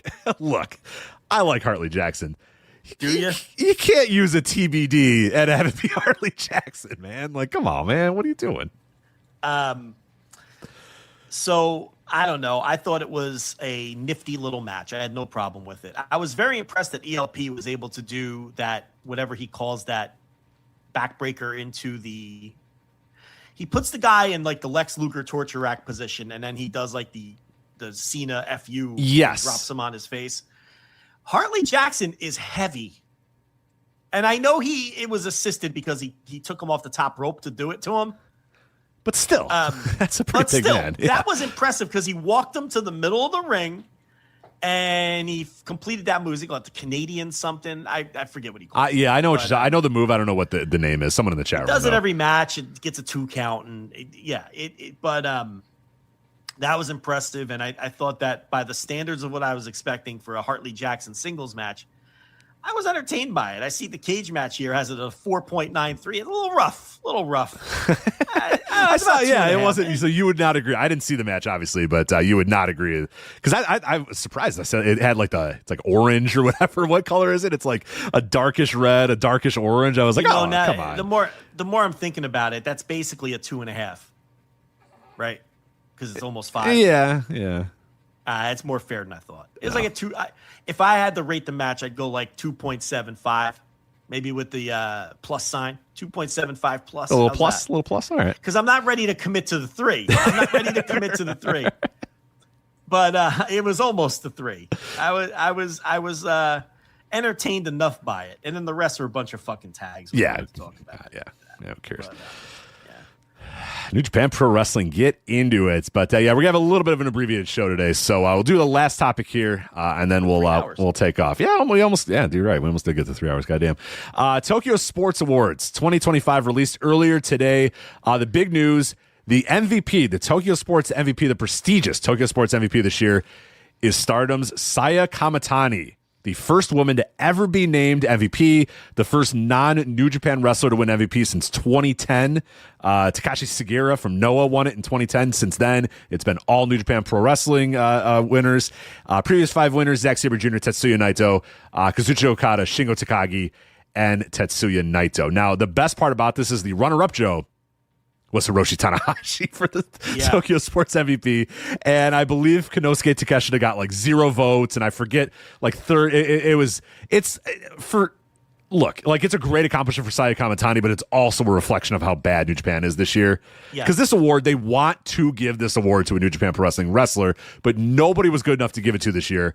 So, and again, Saya Kamitani is not an undeserving winner. I'm just saying, traditionally, as we've seen since 2010, if there's a New Japan Pro wrestler that has any pulse whatsoever, they're going to give it to them. It shows you there's no pulse in New Japan Pro Wrestling, and there is a pulse in Stardom. So Saya Kamitani sets the record here, or makes history here, becoming the first ever woman to win MVP. And I think, again, well-deserved, but again, if there was anybody in New Japan that was worthy of it, they would have won it. And we know nobody was worthy because Tanahashi got fucking second. And Takeshita got no votes in the little runoff they do. But the thing is, it tells you that Takeshita is not only, like I said, not anything resembling a red hot champion, not with the fans and not with the press either. I mean, it hasn't worked. So Kamitani, now these things are very political. They want to give it to a New Japan wrestler because they have the women's MVP to fall back on for Kamitani. So they just gave her both. Yep. She just gave her both. So big year for Kamitani. Good for her because no one else deserved it. No one else in New Japan deserved it. No one else anywhere else deserved it either. Ozawa would have been an interesting one, but obviously he got hurt halfway through the year, so couldn't vote for him. And if they weren't going to give it to New Japan, they were going to keep it with Bushiroad. So they weren't going to go there with Ozawa. I don't think that would have been a bridge too far. This is the first time since 2010 that someone from New Japan didn't win. I mean, that's a long time. It's a long time. So. That whole era, that golden era, New Japan obviously won it every year. So then they try to spread it around and with the rest of the awards. And, is typically what they try to do, with the political. So Takeshita, he got the outstanding performer, which is like the work rate award. That's the All Japan. We should probably give somebody from All Japan the award. So previous 5 winners of the Outstanding Performer Award. New Japan, you mean New Japan. Takeshita won outstanding. No, I'm saying usually it's an All Japan guy. The previous 5 winners were Yuma Anzai, Hiromu Takahashi. Obviously, that was a great year for Hiromu, so they gave it to him. And other than that, it's been Kento Miyahara, Jake Lee when he was an All Japan guy, and Go Shiozaki, a Noah guy. So this is like All right, who's been like a very good worker in one of the companies that we haven't given any awards to yet? Yeah. So it would go to your All Japan or your Noah guys. And this year, the pat on the head outstanding performer was IWGP World Heavyweight Champion Konosuke Takeshita. So, yeah, Technique Award too. You keep going down the ladder. All right, what promotion haven't we hit yet? And then you'd usually give that out. Yeah, they gave it to Tanahashi this year because they wanted to give him something. Is what it was. I mean, I love the previous 5 winners of that title: Shinya Aoyaki, Shinya Aoki, Yuma Aoyagi. Sorry, combine those two names there. El Lindemann, Great Okan, and Tetsuya Endo. So yeah, always except for the Great Okan year. Lindemann won it as a GLEAT guy. Look, they were like, fuck, we got to give somebody from GLEAT. Fine, El Lindemann, come on down. You're the Technique Award winner. As we said, these awards are very political. And they want everybody represented, and there's a certain hierarchy that everybody has to be in. But it definitely does say something that New Japan got a lot of the pat on the head awards and not necessarily the big dog awards like they usually do. Yeah. Now, match of the year or the best match, that tends to get spread around a little bit. Ozawa and Kaito Kiyomiya from the New Year. Noah the New Year won it this year, which was a great match and well-deserved. Previous winners was Goto and Yota Tsuji last year. Great Muta and Shinsuke Nakamura 2 years ago. Okada versus Will Ospreay. Go Shiozaki versus Keiji Muto. Bleh. And then Okada versus Naito in 2020. So it's fine. Whatever. Women's MVP, like you said, Saya Kamatani won both the women's MVP and the main MVP. Fighting Spirit Award to Sari. Great Joshi wrestler. Great year for her as well. She won the women's MVP last year, but obviously with Saya Kamatani, you're not giving it to her this year. So she wins the Fighting Spirit Award. I love this, Joe. Oh, my God.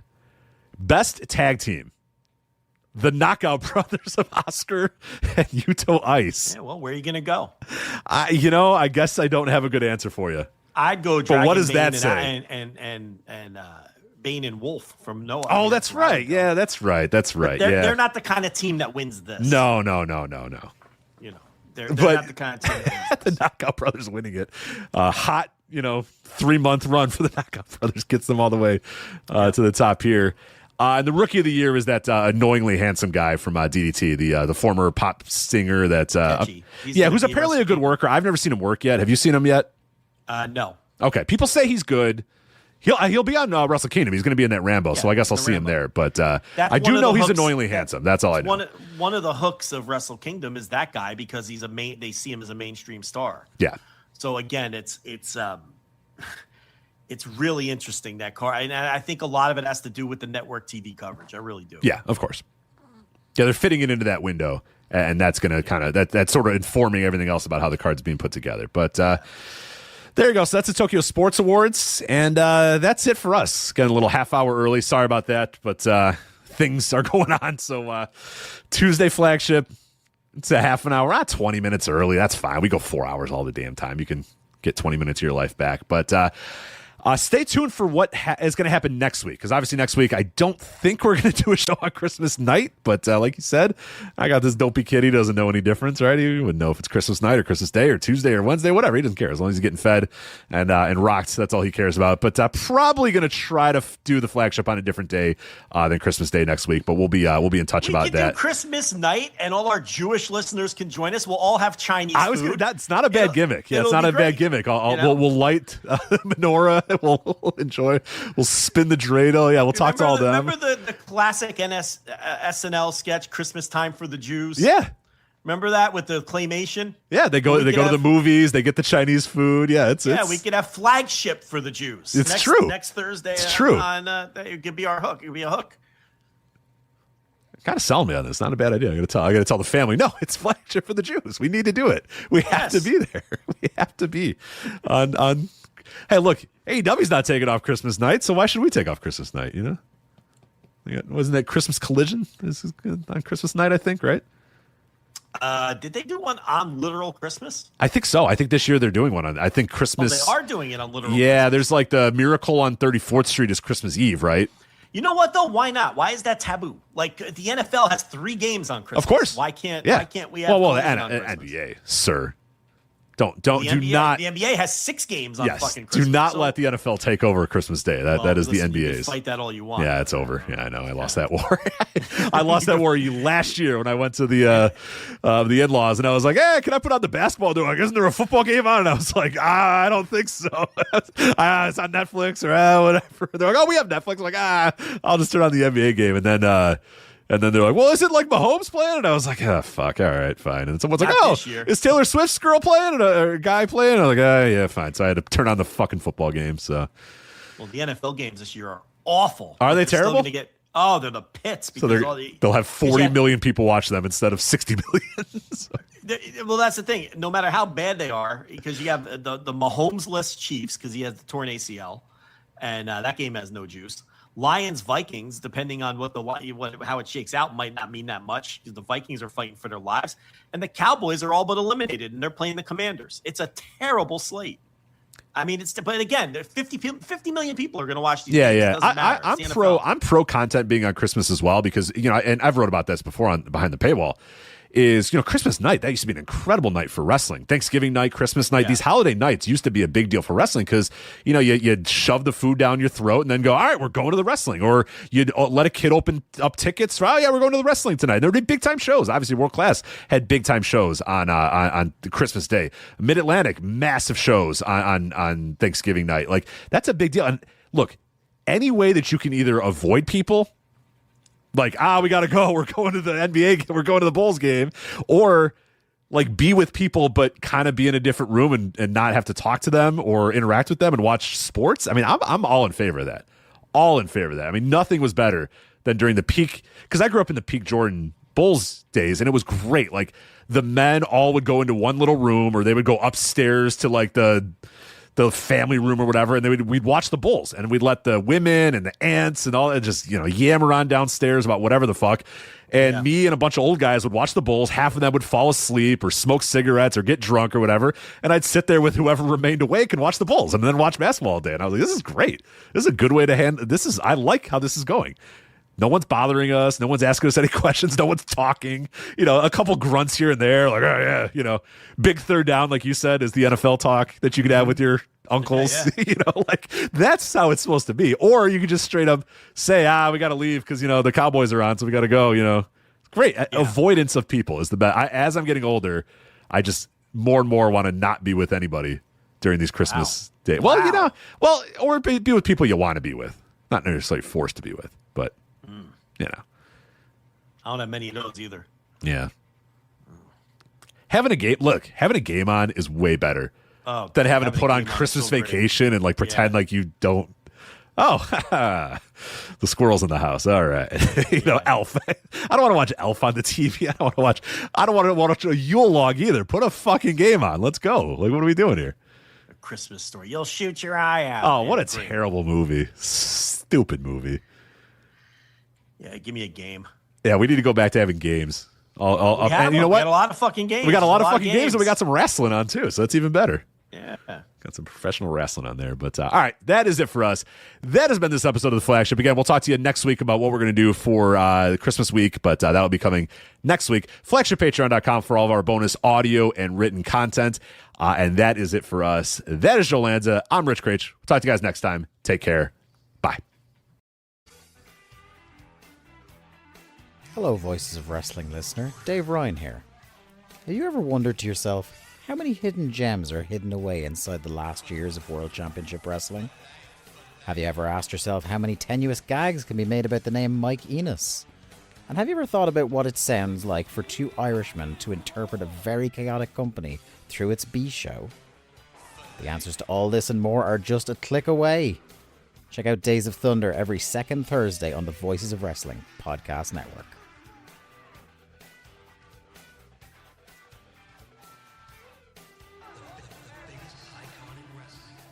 Hello, Voices of Wrestling Podcasting Network listeners. I am Jeff Hawkins, co-host of Shake Them Ropes, with a very special announcement. If it's been a while or you've never listened to us before, the original gang is back. Myself and Rob McCarran back talking wrestling. We have no idea where this show's going to go, where we're going to keep any of the old bits or any of the old things in there. It's going to be a process. It's going to be a journey, and we'd like for you to come along with us.